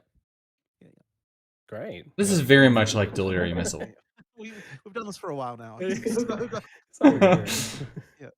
So some players love mechanics in maps, and others seem to love ones that cause them to take a break from map. There's definitely some divide there. Interestingly, I noticed that Affliction is a little bit of both. It's a portal, but it juices your map afterwards. How do you folks like to balance the desires of the player base when it comes to designing leagues like this? Ultimately, we just like to do a bit of all of it. Sometimes it's out of map, sometimes it's in map, sometimes in this case it's a bit of both. Like there isn't really some, elaborate decision that goes into it. It's just kind of like we feel like it's time for one or the other. I mean, we definitely have discussions of like, oh, you know, we've done a couple of an area ones, let's do an out of area one. Oh, we've done some out of area ones, let's do an area one. Like, you know, in this case, we were like, it just sort of felt good to have both things. So you know, yeah, it was good. But yeah, like honestly, we try to just have a variety. So it's kind of concept, at least, that I use internally, which is what shape is the combat, and we want to try all the different shapes we can do, and we haven't run out of shapes yet. This Oh, shape that's- technically is whatever shape you want to because you can run. So it has it's an undefined shape. All right. I have to always look out for my co-op buddies. How does Affliction work in multiplayer? So once you die, you can't go back in. Just worth noting. Technically, that's multiplayer or single player, but only the map owner can, or if they're not present, I believe it nominates someone else, but I'll make sure that's the case if not. Can actually reveal fog or the mist, whatever the bugs. Oh. And when you collect, so the expectation is the party members kind of follow them around, and the wisps that you collect, it's the same amount. So they're just a shared pool. Like it Like doesn't. any player who collects wisps will go to the primary player. Yeah. So like they're all so there's effectively the map owner is the one in charge of the Yeah. of exploring basically. Yeah. But anyone can pick them up if you want to spread out a little bit. I don't more. understand how big. Yeah, it works in multiplayer. Due to the nature of the rewards, just being based on the monster's drops, they will scale with like party drops like normal. So there's no like. How do you get the stuff that you spend at the standard vendors? multiplayer drops would. That's what I don't understand. Great. And we get this new ascendancy system as a reward for this, which seems quite significant, especially seeing some of the specific bonuses there. How challenging is it to actually unlock these Wildwood ascendancies and gain all of their points? So you can get 8 points per class. You get your first 2 points when you meet the NPCs, Okay. which occurs relatively early. I think we have the. Wow, so you definitely want to do it while slightly leveling. RNG based, and it's whether or not you find them, and That's some huge you character can increase power. the chance of finding them by following the trails of wisps. They will lead to them. So the different colors have different things at the end of the trails, so you can kind of pick which direction you want to go. And each color associates to an NPC. So I think that if you can start appearing around Act 2, and then the expectation is by end of Act 5, you've probably found each of them once. And when you meet them, you get your first 2 points, and then they'll give you a quest if you spec into that class to find more wisps or kill some monsters, like real basic quests. All done within the forest, and then you get your 4th point, and then or 3rd and 4th points, and then you have a quest to kill like a mini boss, and then Okay, so it's quest based. and then the final 2 points are from killing the final boss of the league, which is probably relatively difficult. Like that's a level 83 kind of maybe equivalent to say like Lycia from Sanctum or Okay. not quite pinnacle boss, but like just below it kind of thing. So that will be hard. So you could argue the first 6 points, the first 2 points are very easy. First 6 easier than probably say Labyrinth or the normal ascendancy equivalent, but the last 2 points will be quite a lot harder than the regular Ascendancy 8 last 2 points. And this is in parallel / addition to your existing Ascendancy class and its progress. You have 2 classes here to clarify. Yeah. That's a lot of character The power. last one that was revealed was like a little bit of everything. pretty cool. Those charms. So the unique specters from the Breaker of Oaths, including bosses like the Hydra, was certainly a surprise. Can you have more than one Hydra Spectre or like an army of bosses? You can have up to your Spectre limit of Hydras, but they cannot be desecrated. So once you have it, once you have the item, you buy it from him. You can only Spectre it once. Oh wow! Once it dies, then you have to buy more of them. Oh But god! yes, it will be hard to find them. You can trade. Oh, that's gonna be a nightmare. I really wanted this whole I wanted you to be able to find the NPC and then be able to effectively buy something from them that could be worth multiple divines. And I'm like, a Hydra could be worth multiple divines. Like, let's see if we can do that. Note, you can buy these and trade them even if you aren't that class. Yes. Yeah, of course. This is gonna be like animated Guardian, but worse. Oh my god! Whether or not you're that Ascendancy class, because other people can use them. Talk about the fragility of the Hydra. Yes. Well, it is worth noting the Hydra's health in particular is relatively low, so you do have to keep it alive. The Spectres in general they're pretty interesting. There's a lot I've tried to go for where we've gone and tried to give stats that other builds wouldn't use. Like there's one, for example, where one of its properties just says your owner, as in the player, has 5% more attack damage. Or melee attack damage. I can't remember which of those two. And then if you get all your Spectres, you can get like, 40% more attack damage. But now you're a melee build that's investing in plus Spectre limit. And, there's some interesting weird things you might be doing there. And then, of course, that means you need minion life. Otherwise, they're all just going to die. And, there's hopefully some kind of weird, interesting builds that come out of this where you have unorthodox builds using Spectres that you normally wouldn't. Quality of life. The anti-quality of life of this is just. There's a kind of, I don't know what they're called, but it's I would never it's do by this. Fire Fury and Hell I don't care Range, how and powerful it- specifically, Never. the Fire Fury one says becomes empowered if there is if you also have a Hellwreck Spectre, and the Hellwreck Spectre says the same thing. So then you want to run 2 different ones, which again is also kind of abnormal because normally when you do play a Spectre build, you stack a lot of the same thing. So it's promoting a bit of just different gameplay around that. So there's something going on between the Fire Fury and the Hellwreck. Then they have some backstory together. I guess They're empowering each other, yeah, for sure. They are. Fanfic authors take note. yeah, here we go. Oh no. In progress. The charms for the Wildwood Primalist, they capture random parts of other Ascendancy nodes and allow you to create a new one in kind of like a build your own Ascendancy fashion. What sort of limitations are there? Can you just get like any power from any node? You can't get anything. I can't remember exactly what you can and can't get, but there are some stuff that is like it's binary and ultra powerful, and like that's just too much power to give from a single node like that can have 2 modifiers on it. So you can't get everything, but you can get most things, and even in some cases where they are binary, we've made non-binary versions of that property where it's like can either be chance-based or percentage-based, like a portion of it. But they do stack as well. So, like for example, you can get the 3. So gods, crazy. and obviously, you can get like we showed, say the Occultist Curse Explosion. Like if you just want to go all in on the chance of that, you could try and get that on all 3 of them. But again, it's going to be pretty rare. They're unmodifiable, but again, tradable. And I'm expecting, again, going under the philosophy of I want you to be able to find these NPCs and occasionally find something worth a lot. I do want it to be that occasionally you find one and you get multiple divines worth of a trade because you find just the perfect charm. And again, you don't have to be that class to find the charm. Yes, we'll keep reiterating that. Yes. Yeah, Always there's check some the shops. Yeah, the shops there's some wealth to be had. should be valuable. Hopefully. Yeah.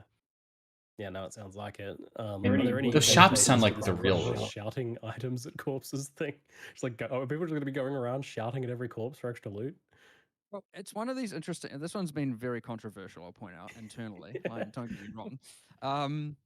See, for me, I really like it because it's a thing where if you're an efficient, let's think of it a few different ways. Firstly, if you're destroying corpses, it doesn't work, right? There's no body left to get loot from.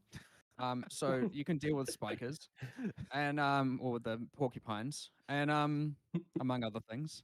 But so Cutting out again.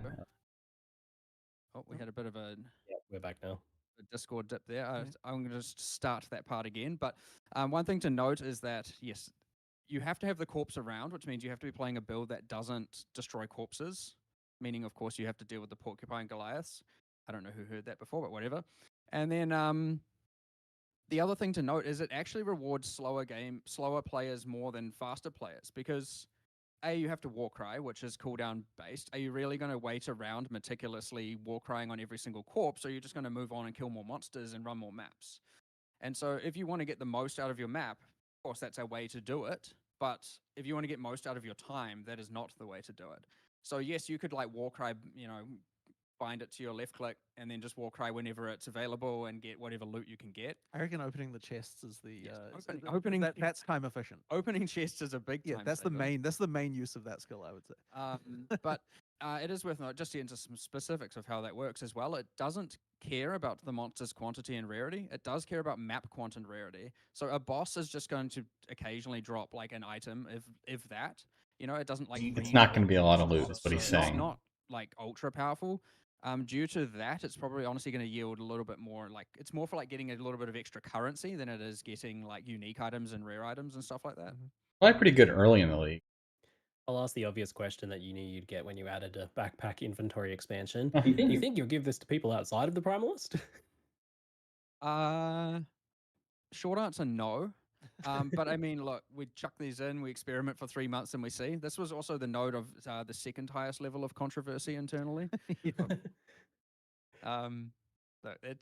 We'll give it a go. We'll see what happens. But like, I do not see that thing returning outside of the Primalists. Realistically, at endgame, inventory is not a huge concern these days. Controversial league design, it sounds like, internally. Oof. Well, they're 3 month experiments, essentially. Yeah, we like to try things. I say controversy, it's fun. It's not like there's a shouting match or anything going on, right? Like it's just Well, one of us isn't shouting. We've got some more chat questions on Affliction before we move on to some of the other features. When you enter the Wildwood, do you start at the last place you're at? Is it like a continual exploration, or is it a new area each time? It's not continuous, no. It is effectively an infinite forest, but you're put in a random place every single time. It's new exploration. It isn't continuous from the previous areas, no. So it feels slightly like the idea of Delve without the actual specific. It isn't really like Delve because it doesn't have the whole like big map or anything like that. Are the wisps tradable or collected as currency items at all? No, I mean they're tradable to the vendors, but that's not really trading. They're usable as currency for the vendors. That's an auto pickup currency. No, they are, and between instants they don't carry over at all. Right. Because once you leave the Wildwood, they're dispersed. So the same things you collect and empower the monsters are the same things they clarifying as currency. Missed this detail. You'll be able to use the regular Ascendancy class alongside the Wildwood Ascendancy class. It's extra on top. You'll eventually get 8 points in both. Yes. Sweet. Can monsters attack from the fog of war in Affliction, or only once they're fully revealed? Ooh, good question. You will not get you're both not going to be like given an advantage as a range character to shoot into it, and you will not be attacked from it. They will not do similar to Delve Darkness. They will come out of the darkness before they engage with you. And generally, only things you reveal will actually engage with you. Do map modifiers from the area you entered the Wildwood from affect the Wildwood, or is it completely separate zone in that regard? The map mods do affect it, yes. Okay, so where it doesn't increase the amount of wisps you get, it does increase the loot you get in general, which multiplicatively applies with the bonuses the wisps give monsters afterwards. So you are okay, but it doesn't affect the league currency. Like normal, you're incentivized to pack size works on the monsters in the wild. Yeah, that's what I was thinking. Pack size, yeah. Works on them. That means you do get more wisps if you increase pack size. Okay, so pack size scaling. So scarabs. There are monsters that have wisps already in them in the forest, and they will give wisps. So yes, pack size will increase the amount of wisps you can get. Which actually means that pack size can increase the duration that you can stay in the Wildwood, if I understand that correctly. Different wisps. Oh, different. All right. Okay. This is the thing I was confused about. I'm glad they talked about that. Yeah. Okay. Just more rewards. Yeah, between this and the wisps you're freeing, it sounds like a bit of a map juicing league then. That was what I was going for. I really like things like Delirium where they overlap with all the other leagues. Yep. It's worth noting on that point. you might think, okay, the wisps disperse into the air and affect monsters once you exit. It will also affect monsters that are then spawned afterwards. So if you then go and activate a breach, there is like a portion of the breach monsters will be dusted as well, and thus their rewards and difficulty will also be increased. So wow. yeah, it overlaps with any That's area league, I believe, huge. as long as the monster gives loot and experience. Which obviously, if it doesn't, you don't really care about it. So. It suck for the betrayal intervention people. All right. Talking a bit about Ultimatum, the long-awaited Oh, return. yes. It's been Ultimatum. a long time in the returning. Did you face some specific challenges with its re-implementation or something? Rare Main monsters? challenge, I guess, was finding time to actually do the rebalance and reassess it. But like once we found the time, which we did, we got through all that, and I mean, now it's finally coming back. But yeah, it just comes down to time. We've got so much we always want to do, and just finding the resources to be able to get someone to fully reassess it and make the changes that we want it can be challenging for sure. So it's not just something you wanted to just slap back in as it was. Then it sounds like it's changed a fair bit. It's had a substantial amount of work done to it. Like, it is quite a lot there. There's a lot there. Yeah. And obviously, it's going to be very different to how it was given the Atlas passives as well, and how you can modify it and change. The game's changed a lot since Ultimatum in general. But taking that into consideration as well is something that we didn't have to deal with before that we do now. Why do you think that Ultimatum was so popular and so requested to return that it was like the #1 thing? Those modifiers. At ExileCon. Is there anything to like learn from that for future league designs? Modifiers. I think about it, and also why do I think I like it? I mean, the mod selection is fun. I like how it works in parties as well, and I like, for people who know my Aurabot addiction, I love playing in parties where you get to vote on the mods and you go and pick the mod that no one wants, just because you want to. Or you're an Aurabot and you pick that mod that causes your auras to apply to the enemies, and oh my god, then hopefully your teammate, And the double or nothing stuff is also very. I don't want to use the word addictive because that's a bad word these days, but definitely addictive. Oh, I love that, and I think a lot of people resonate with that as well. Where you when you've got the divine orbs on the line, Trial Masters on NPC too, like just whatever items on the line, it's like it just taunts you. He's such a jerk. You know, it gives you that adrenaline rush that like I almost used to get in hardcore league. You know, when I actually played that a lot more. Rest in peace. It's risk reward, to put it another way, right? It's good risk reward stuff. Yeah. Sure. Yes. I think it had like a unique pacing too, with like intense action break, intense action break. Oh yeah, for sure. I like that as well a lot. But man, it's sure to see the Atlas. Hard to say too many lessons learned aside from just like, or like, you know, how we can use things in the future. But I guess ultimately the risk reward and the pacing are probably the two biggest ones. Do you want to talk about what happened with the combat changes to do with rare monsters and stuff in Ultimatum? Yes. Yeah, I think around the time there was a lot of there was a bit of like, how do we make this harder that went on, and it ended up just cranking the rare monsters up. Like there was just points where there were like 9 rare of those blood chieftains on your screen, and the problem with that, especially with like obviously now looking at rare modifiers, like the level of visual pollution that adds, and like you can't even tell what's happening. Like there was a lot of going on in that league where there's just a massive crossfire of projectiles and just like a whole bunch of rare monsters, and like so we've gone with almost a more what we call expedition style balance, which is just like tone that down but make each monster individually more difficult and more meaningful. So it should be that it is less like more comprehensible in the moment as to what you're actually fighting and what you're actually doing, and still difficult, as opposed to just like bam everything, like crank up the rare monster number to infinity. But that's mostly I think of what's going on. It's just which is honestly been working pretty well with respect to our monster balance lately. Right. So Metamorph is getting removed as a part of this coming back of Ultimatum, with its unique rewards going to Ultimatum. Can you tell me a little bit about that decision, like to remove Metamorph? There's a few things going on there, but the first is just the visual clarity of it again, going back to that. Like, you put these monsters together, and then it just does this kind of like morphing thing. I mean, look, I've played this a lot, and it transforms into something, and then I'm dead. I'm like, I don't even know what just happened. Yeah. What killed me? I actually don't know.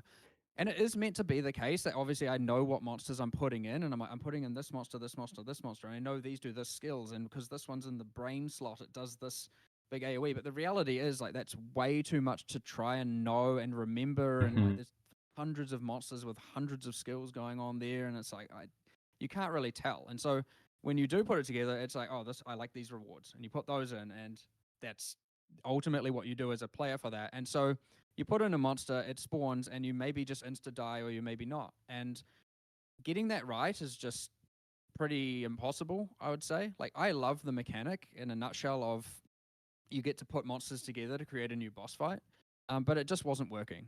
It was never my favorite league visually either. I just don't think it really looks that great. Uh-oh. Discord died for them. Oh no, we dropped.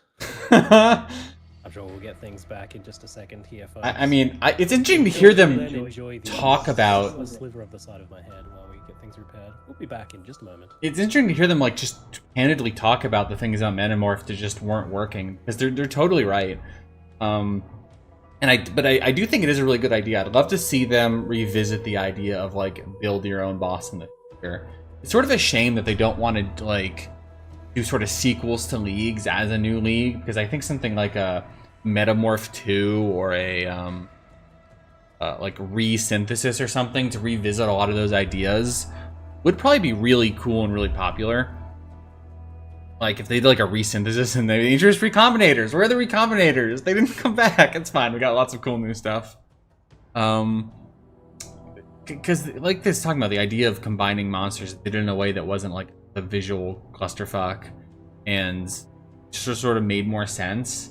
Like perhaps you're combining like skills instead of combining monsters, so you can sort of like understand what they do sort of thing. And they could reuse some of the characters like Tane and whatnot. Something I definitely love to see in the future, but just unlikely. They don't want to pitch a league revamp as a new league, even if it's something entirely new.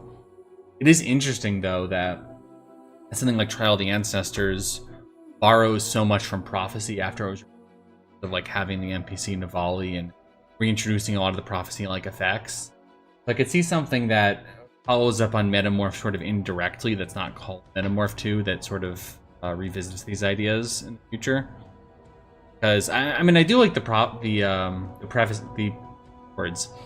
precedent that Trial of the Ancestors set as far as having sort of follow-ups to removed leads that just sort of pull from the NPCs, pull rewards and things while still making them something new. I can definitely see them doing that in the future. I don't know what's going on with their Discord though. Maybe Discord's just having problems in general today. Definitely seems like they're struggling with this Q&A stuff. Let's see if patch notes are up while they try to solve their issues. And announcement doesn't look like patch notes. Perhaps they're just waiting until the have a page for it yet? Watch the live stream now. Doesn't look. Oh, maybe.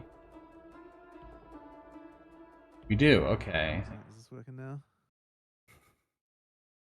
Welcome back, folks. Apologies for the technical difficulty. Yeah. We are back.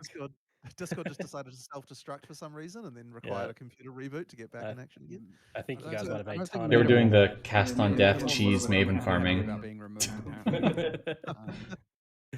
So that brings us back to what we were talking about, just about Metamorph's removal, and basically it was a bit of a visual mess and a bit of like a gameplay feedback mess in terms of players not really knowing why they were killed and things like that as well. Yeah. And there was actually one other one. I don't know if you want to talk about it or I can, but I think it actually was surprisingly Metamorph was like quite annoying from a maintenance perspective. Like there was quite a lot. Like every time we added a monster, we had to do stuff relating to Metamorph, and like also the way it was originally made was just like a bit a bit annoying. So there was certainly certainly there were a lot of designers who were happy to see it gone as well with regard to just maintenance stuff as well. So And we're careful before we remove content, right? Oh, sure, sure, Real sure. considered decision. Yeah, I mean for sure, but it's like there was certainly a lot of factors there. One other thing about it, I guess the meta endgame thing where you put together 5 boss parts and do it in his lab, like there was that sad thing with because It that never was a worked. standalone area, it never got map mods. Like it felt like often the rewards and the difficulty were just underwhelming relative to doing them in the area. I mean, you're less likely to just get insta-killed in there at least.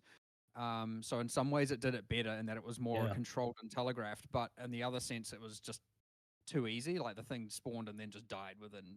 Yeah, it was a joke. It was a complete joke. No map mod damage. Like, What about the Metamorph so premium it stash was tab? just due for its. I guess that. honestly. Yeah, I certainly that agree just with a lot of has, issues that Metamorph had and experienced a lot of myself. I think Catalysts. there was a good idea there, and like you said, with the boss parts going together, that actually felt like it worked a little bit more. But like you said, it wasn't quite there. So something to play with in the future, maybe. Yeah, oh, for sure. The idea is there is a sound idea there for sure that I'd like to see if we can play around with later and re-envision in some way. Hopefully. Yeah, you get the situation where in order to keep it, you kind of want to do all the work to rework it, and if you're doing all that work, you may as well just bring Ultimatum back. So this does raise a question you haven't had to deal with before, where you've removed a mechanic now that has a premium tab that people have purchased. Yes. What is the plan for that? So that tab, so due to Catalyst moving to Ultimatum and there being the inscribed ultimatums, that tab is just immediately converted to an ultimatum tab. Oh yeah, the inscribed ultimatums. So the Catalyst will now store there, and your inscribed ultimatums will also. Easy peasy. Slots for inscribed ultimatums in there as well. So you don't need to buy a new one; it'll automatically transfer over. Perfect. Sounds great. All right. Let me just see if there's any other ultimatum questions. With Metamorph out of the game, will there be another master hideout NPC to replace Tane? Not currently, no. All right. Can ultimatum be blocked on the Atlas passive tree so that it doesn't appear? Yes, it can. The same node that blocked Metamorph has been changed to a new node that blocks Ultimatum. I don't know why you would. All right. Cool. We have a bunch of questions about Transfigured Gems. This is a big one, and chat also has a bunch of questions about it too, I can tell. So this new Transfigured Gem system's kind of a big deal. Is this replacing Labyrinth enchantments, alternate qualities, and threshold jewels entirely? Short answer, yes. It is replacing it. Belt enchants are gone, boot enchants are gone, etc.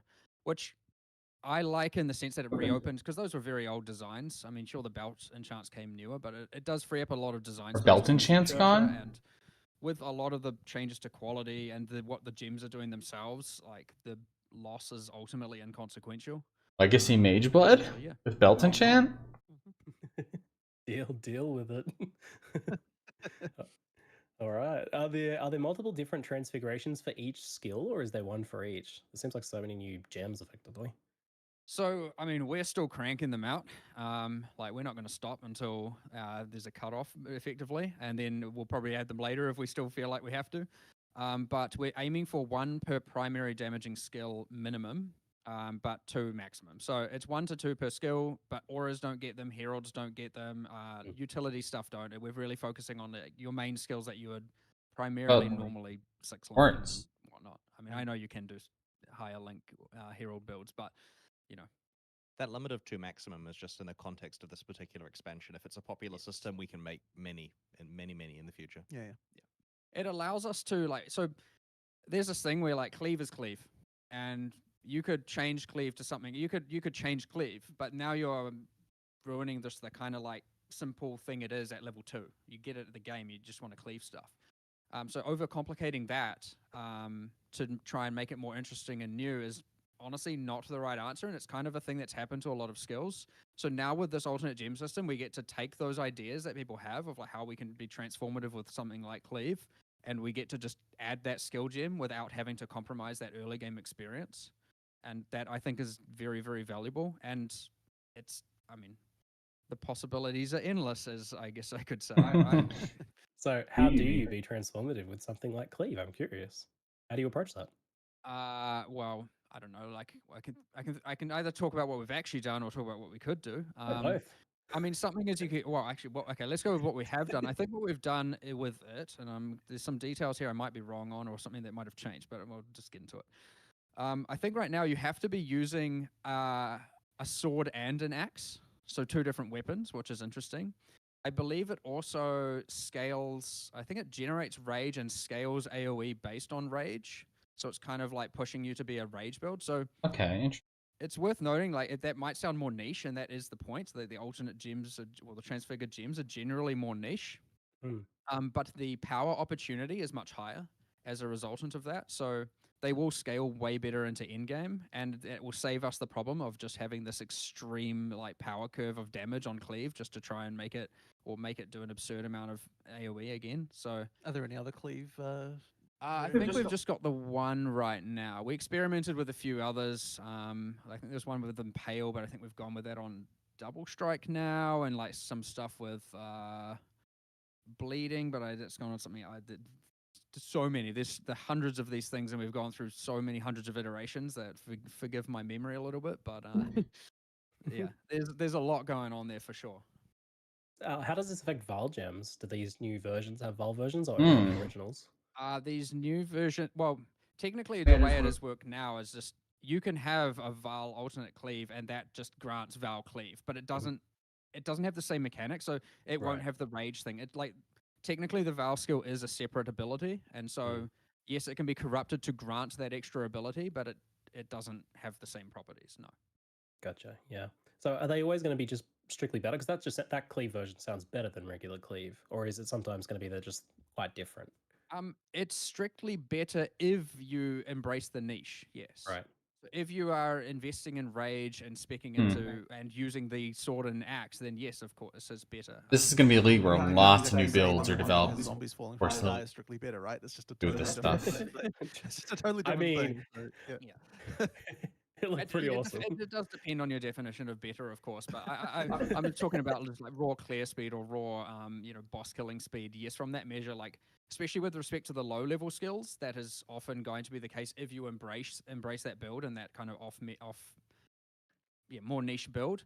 But yes, again, there are plenty that are like hard to compare. Like the Frostbomb is a good example. Like different. It's now a clearing skill as opposed to a more utility focused skill. Not having the cooldown, for example. So a lot of them fill different roles, and so they can't really be compared one to one. But yeah. I mean, it's definitely going to shift the meta a lot. Like, just because there's going to be, there's a lot of new stuff to try. Something's going to be broken. It's shifting it enough that if people were to ask me what I'm going to play, I actually genuinely have no idea. I honestly am.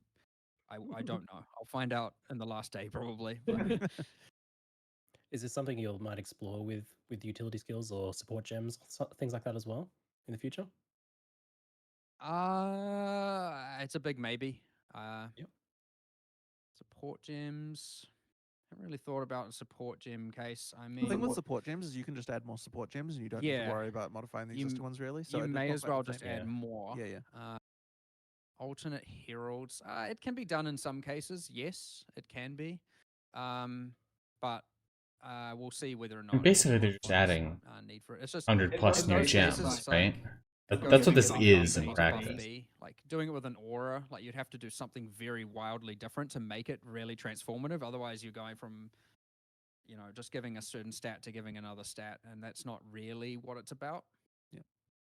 What does this mean for heist in terms of it losing one of its big rewards, but also like specific heists that were gem type heists and whatnot?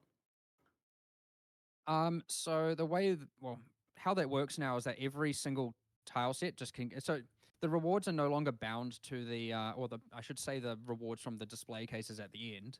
Yeah. At the end of the blueprints are no longer bound to the tile set of the base item type of the blueprint.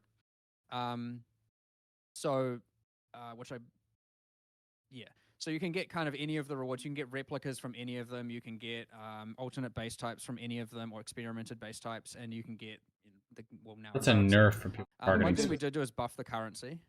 Like we did certainly obviously acknowledge losing the gems removes some of the value from running heist, quite a lot of it. So we did do we buffed the currency just to make it better. So when you do get to the end, you have less like miss cases where you just get like 2 chance orbs. It's like that from completing a blueprint, that's just like completely insufficient. We have added new focusing, trying to make chase ones, but as it's pretty hard to reliably make chase uniques because the meta and the players kind of ultimately control what that is. But we've tried to add more powerful ones. We have rebalanced a number of replica uniques, and we've rebalanced a lot of experimented base types, including trying to emphasize that the jewelry, the amulets and the rings have some very, very powerful alternatives. Honestly, they're probably probably the best amulet you can get now is an experimented base type amulet. But obviously they're pretty hard to find. And you'd have to craft it, of course. It's 5 new replica uniques, I believe. Yes, I believe there's 5 new replica uniques. Yeah, and 10 other uniques in this expansion. Replica Mage Blood. Yeah, yeah. Nice. So safe to say, Heist will be something you'll be keeping a close eye on then to make sure that the rewards are up to par now after this removal. I hope so for sure. I mean, me personally, I'm just excited about those experimented base type amulets and rings. Like before, we had the -1 prefix, +1 suffix, and now you've got like -3 prefix, +3 suffix, and -3 suffix, +3. You know, wow. That and like it's like what kind of ring can you make when you've got 6 prefixes? Is that better? Is that worse? Or like 6 suffixes? And then for some builds, that's insane. There's ones that reduce the amount of prefixes but increase the potency of suffixes and stuff like that. And so I'm hearing about this, Mark. Yeah. I'm like, geez. Get that facial expression as well when I'm. It's like, you sure about this? Yeah. Jonathan and I have seen the code to handle this stuff, and we're both like, "Ooh, how does?" No, it's just Hey, it's good. Nice. Cool. I like when seeing devs learn about these things for the first time. So good. There's always so much going on that it is nearly impossible for everyone to know everything. For sure. Yeah. That makes sense. So people are obviously pretty excited about the Transfigured gems. They do look quite exciting, and that's a lot of effectively new skills for us to play with. But it does kind of raise the question about one of the more controversial decisions with this change is that, the Labyrinth, it has fairly different gameplay than most of Path of Exile. It's got like a lot of environmental hazards and traps and puzzles and a labyrinthian layout. And naturally, that's not exactly super wildly popular content for people to run. Not everyone wants to play that. So can you tell me about the decision to make Transfigured Gems specifically a reward for Labyrinth, especially since it looks like something that you'll want to run a lot to get more of them? Well, a few things to talk about here. I mean, the Labyrinth is, I understand. I understand how some people feel about it and people don't. But one thing is, it is core content that you do run through the campaign and you do to ascend. And we wanted it to be that the Transfigured gem system is accessible there, as opposed I don't to like the Labyrinth. where alternate qualities were in Heist, even though there was a kind of soft mandatory nature of having alternate qualities. It's like, well, it was the same problem. I don't want to run Heist, let's say, in a given league, or someone does and someone doesn't, and so you have to trade for them. And so for that case, it's the exact same thing, right? You can trade for these Transfigured gems, of course. But we've done 2 things as well. So obviously when you get to the end of it, you put your gem in, you can pick from the one of 3 outcomes. It maintains its level and its quality as to what you put in. So the skill doesn't just become worse, at least in that regard. Interesting. But sometimes there is an option that will transform it directly into its Transfigured counterpart, which means if you don't want to take the gamble and just keep trying to pick random ones, you can wait for that and convert your, say, Firestorm directly into a Transfigured Firestorm.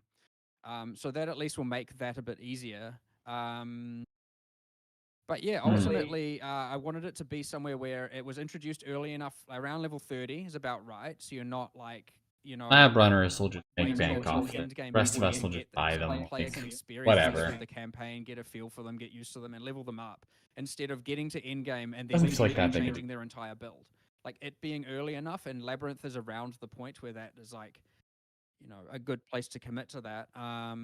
And also, you're already doing it for your Ascendancy, so it's a good way to introduce the mechanic to those players, as opposed to just kind of putting it somewhere a little bit random and a little bit hidden. So that's the primary motivation. Path of Exile has a lot of content that is going to vary depending on player taste. You know, some people like delve, some people don't, and that content has specific rewards, and those rewards are almost always tradable. And so in this case, if you want one of the gems, you can also trade for it if you don't like Labyrinth. Yeah, definitely. I'm interested in that idea of like players running into it as a course of their regular gameplay. Does that mean there's a pretty good likelihood then that each time you run like normal crawl and merciless labyrinth and whatnot for the first time, and say you only do them those times, that you're going to actually get a pretty relevant gem reward upgrade each run? The option is always there. So one of the crafts on the bench is always to convert it to a transfigured gem. So Just farm normal then? Random. Whether or not you'll get the one you exactly want, obviously isn't reliable, but you will always get. So if you put in the common one that's put there is if you put in an int gem, you will get a transfigured int gem back. So at least it's likely if you put in a spell, you'll get a spell. And if you don't want to take it, you can just be like, no, I don't want it, and take your gem back, and then try again next time. So it doesn't like force you to. So you can put your primary skill in there, hoping for the best. And if you don't get it, you take it back, and then just keep playing your build, or you run it again if you want, or you can wait till crawl and run it. And it is worth noting that, let's say it.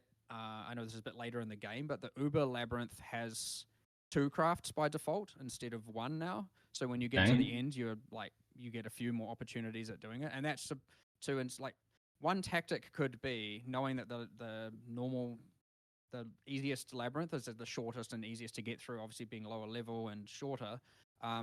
You can, at like a high level player, could just go and run that a number of times just to try and get the right transfigured gem. But obviously you won't get a lot of the good crafts and a lot of the good rewards that also come from it. But if that was your way to try and get your most appropriate transfigured gem the fastest, like that is a tactic you could do. So it's not really meant to be ultra taxing and time consuming to try and get the one you want. But again, as said, if you buy it. That sounds like, from a reward perspective, that it's quite good for both lab runners and also people just doing it just the once as they go through. So I like the reward sounds of that. But are there any planned changes to running the labyrinth itself or making the labyrinth better in the future? We went over that a lot. And as a simple, again, going back to we think of it like this: we could have done that, or we could have added Ultimatum. It's a resourcing problem. Not to say those are the 2 options, but what I'm saying is that it is very Sure. What it needs is a lot of love, and we need the time to do it. Labyrinth revamp would be amazing, though. Changes of things we wanted to do, and we just couldn't find the time to do it. So it does really need one. It's so old. Later, for sure. All right, next league, guys. Good. No, sounds good. I was about to joke, confirmed, but that's a bit dangerous. I said it for you. Next week, so yeah. Will we get to see all the gems before launch? The Transfigured gems? It is our intention to start posting them, yes. As we're still churning through them, I think our plan is to start posting, we'll do a series of posts. I could be wrong. The community team can correct me at some point, but I think it's to do a series of posts, and as we then make more, we'll just do more posts and just keep adding them until the last very possible moment. It's worth mentioning with this kind of content, because it's so parallel and because so many, every gem is optional because there are so many possibilities. We just start 200, and then the ones that are finished get released, and the other ones get released later or scrapped, and we don't know what the set is going to be currently, and we're just going to keep going till the last minute getting these in, and yeah, it should be interesting. All right. For standard players, what's happening to existing alt quality gems and lab enchant items and stuff? Legacy? Are they sticking around? I think the enchants remain. Legacy helmets. Alt quality gems, I do Legacy believe. Mage Blood. All of this will be in the patch notes after this, so I might say some stuff, but I do believe alt quality gems just get converted to regular quality, retaining the value. But the quality, the quality that that is now different because we've changed. Oh yeah, well that's it's worth noting that the quality on every or almost every single gem, I think the word quality appears 314 times in the patch. There has been a substantial quality adjustment to all the skills. I know this is tangential from the question a little bit, but we're going with a more multiplicative approach there. So instead of like just a lot of gems being 20% increased damage or 10% increased attack speed, we're trying to really look at what is the skill doing. Like if it's something that is about duration, we instead add duration. But instead of doing 20% increased duration, we're adding like +1 or 2 seconds, you know, like or +0.1 per quality kind of thing. So it's meant to be more multiplicative as opposed to increases, because there were skills where obviously the more of the increase you have on the passive tree, the worse the quality becomes, or vice versa. Yeah. So yeah, but this is, I think, changed with a lot of the base skills as well, mind you. I think discharge in particular is one where it's like it has increased area of effect per charge consumed, where that obviously could get it to a massive amount of increased area of effect, which means if you're playing that build, then investing into like a 10% increased area of effect node on the tree is ultimately doing nothing. Like you're going from 200% increase to 210, like it kind of doesn't really matter. But now, so that's been changed to be multiplicative as well. So as we've gone through and done this qualities, we've tried to do that on a lot more gems to make the gem. So Ash of the Stars, base huge stat, buff. and the passive tree is multiplying that as opposed to adding with those stats, which does yield a fairly large amount more power for a lot of these skills. That sounds like a quality change. I love it. Sorry. We've run over time, but just a couple more questions before we finish up today. So in the past, it was pretty typical for expansions to come packaged with some pretty substantial changes to skill balance. Obviously, we're getting like a ton of new skills. That's obviously affecting like skill meta and whatnot. But the last few leagues haven't really had much in the way of skill balance, and we're finding like, you know, player expectations there. And is that something that you're continuing to like not do, or any thoughts about that? Again, a lot of it comes down to honestly time, but for this one, I really wanted to do something that wasn't just playing that almost cat and mouse game of like upskill A and then next league upskill B to be comparable, and then maybe it goes too far, so then you upskill A again, and if you don't do that, it's just nerf central, right? So where we do that for some extreme cases where we bring them down, I wanted to do something that really wasn't just, you know, let's up cleave by 10% and something else by 10%. And again, noting I don't want to add New transfigured skills are to a lot really of changed the meta. skills, especially early, because it just makes them more convoluted and confusing. So this was a system that allowed us to not play that game, but yet add thousands and thousands or millions of possible permutations. And we're going to be less hesitant, given time resources, less hesitant to change the balance and change alternate gems or add new ones. So it's given us a system that allows us to do future balance a lot without compromising kind of that core game and that new player experience at all. It does. It's also like, I mean, the quality changes are a pretty substantial balance change to existing skills. Like that's a big. Oh no, thing. that That is a big thing. for sure. And Yeah, and a number of skills have changed. Like what we've done is simplified some base skills because we have, and then what we've done is taken what they were doing. So an example of something we're trying to do, I don't actually know if we've done this because so maybe not. I know I probably shouldn't mention things like this, but for example, you get ethereal knives, and it's got all this talk about lingering blades going on.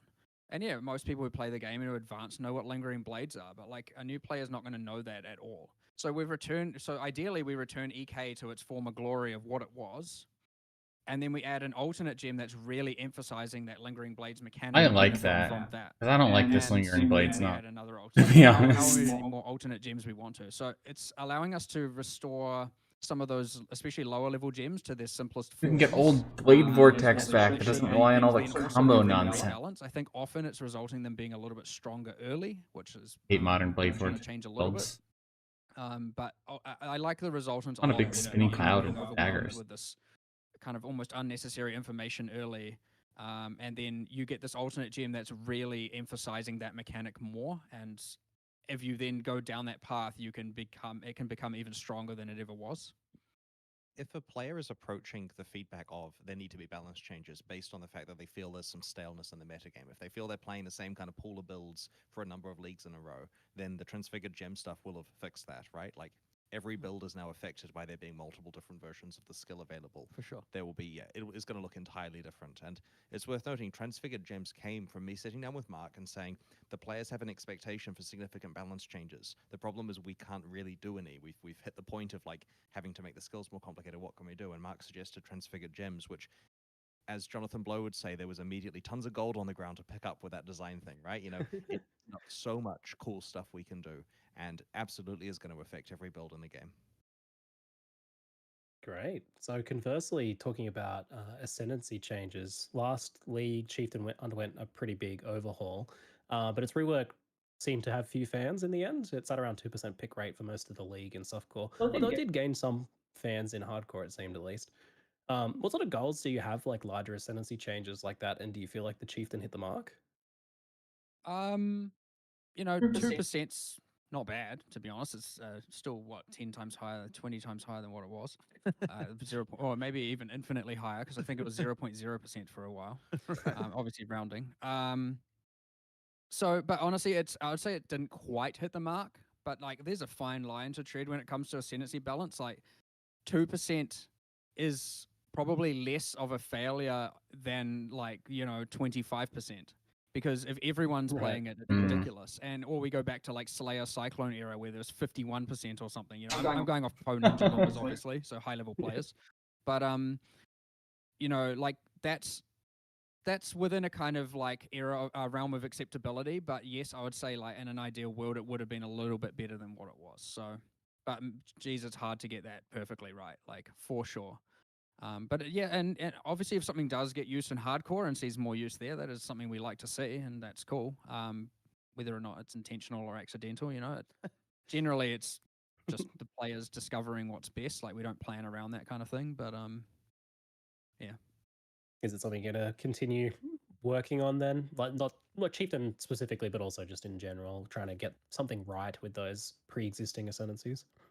It'll every so often it's going to come up where we rebalance a given set of them, or maybe we do a like wide sweeping numerical changes, or maybe we take 2 and completely redesign them, or take 1 and redesign it. But again, it's all at the expense of something else, and we just have to weigh those decisions. Like again, they're very busy with PoE 2 right now. That's what he's not saying. They're very busy with PoE 2 right now. Of transfigured gems to make, you know, it's the same people doing those things. So we just have to make those choices as to what we want to do, and maybe there is a better metagame thing we could be doing, but eventually we're going to circle back to them and we're going to rebalance them or remake them. Yeah. And you did add 3 new ascendancies in this expansion. Yeah, ascendancies, yes. Technically true. Awesome stuff. Thank you very much for spending so much time with us for the Q&A today. We did run a bit over time. I appreciate that, and it was a pleasure to talk to you all. Thank you, Chris, Jonathan, and Mark. Thank you you very much. It's appreciated. Always great to talk to you. And I hope to see some epically crazy builds on release. Someone's gonna break something. Thanks very much for watching, folks. All right, awesome. Thanks. Okay, so that's it. Wow, that was a really long one. It's already been 2 hours. There was a lot of really cool stuff in this. I mean, the return of Ultimatum, the character power from this new mechanic looks awesome. I love what I'm seeing here. You can expect that I don't think I'm gonna look at the patch notes. It's already been so long, and honestly I'm kind of hungry. But I really like everything they announced here. I'm so happy that Ultimatum is coming back. Especially that one of my big concerns with Ultimatum coming back is I was worried that because Ultimatum just gave generic loot, if it didn't have like something that was just like its own to award, it might end up being kind of boring. But the rewards that they showed, like now that it has the what are they called, the catalysts, and the new like one that applies to corrupted stuff, which is going to be very valuable, probably even more so than the thing that allows you to apply anoints to corrupted amulets, just because it looks like it's going to be a random one or random qualities. You have to use it a whole lot. So for you have corrupted jewelry, you know, good corrupted plus whatever, and you want to end up doing it afterwards, it's going to cost you a fortune, but there's going to be, you know, that is just very valuable. But that looks really good. I'm really excited for the Ultimatum return. The new league looks interesting. It doesn't. The vibe that I'm getting is that there's probably not going to be a lot of like strategy. Run through it, and you're going to do it, and it's going to be a question of can your build handle it? Because I mean, there's going to be some stuff, a lot of learning in the early days as far as figuring out how to follow the trails to sort of find, you know, where the the enemies are and whatnot to sort of maximize your time in there. And there's going to be the question of which of the 3 reward things do you want to prioritize if you get trails or different directions is sort of getting. And there's going to be once again the question of like, do I want to prioritize the ones that give me wisps for the vendors or the ones that give me the wisps that, you know, say add currency to monsters or quantity to monsters, like divination farming. So you have like those 2 angles of it, of like league specific rewards or the fact that different colors buff the monsters in different ways, so that you go after there. Other than that, like actually executing league mechanic looks like you're just run through kill monsters.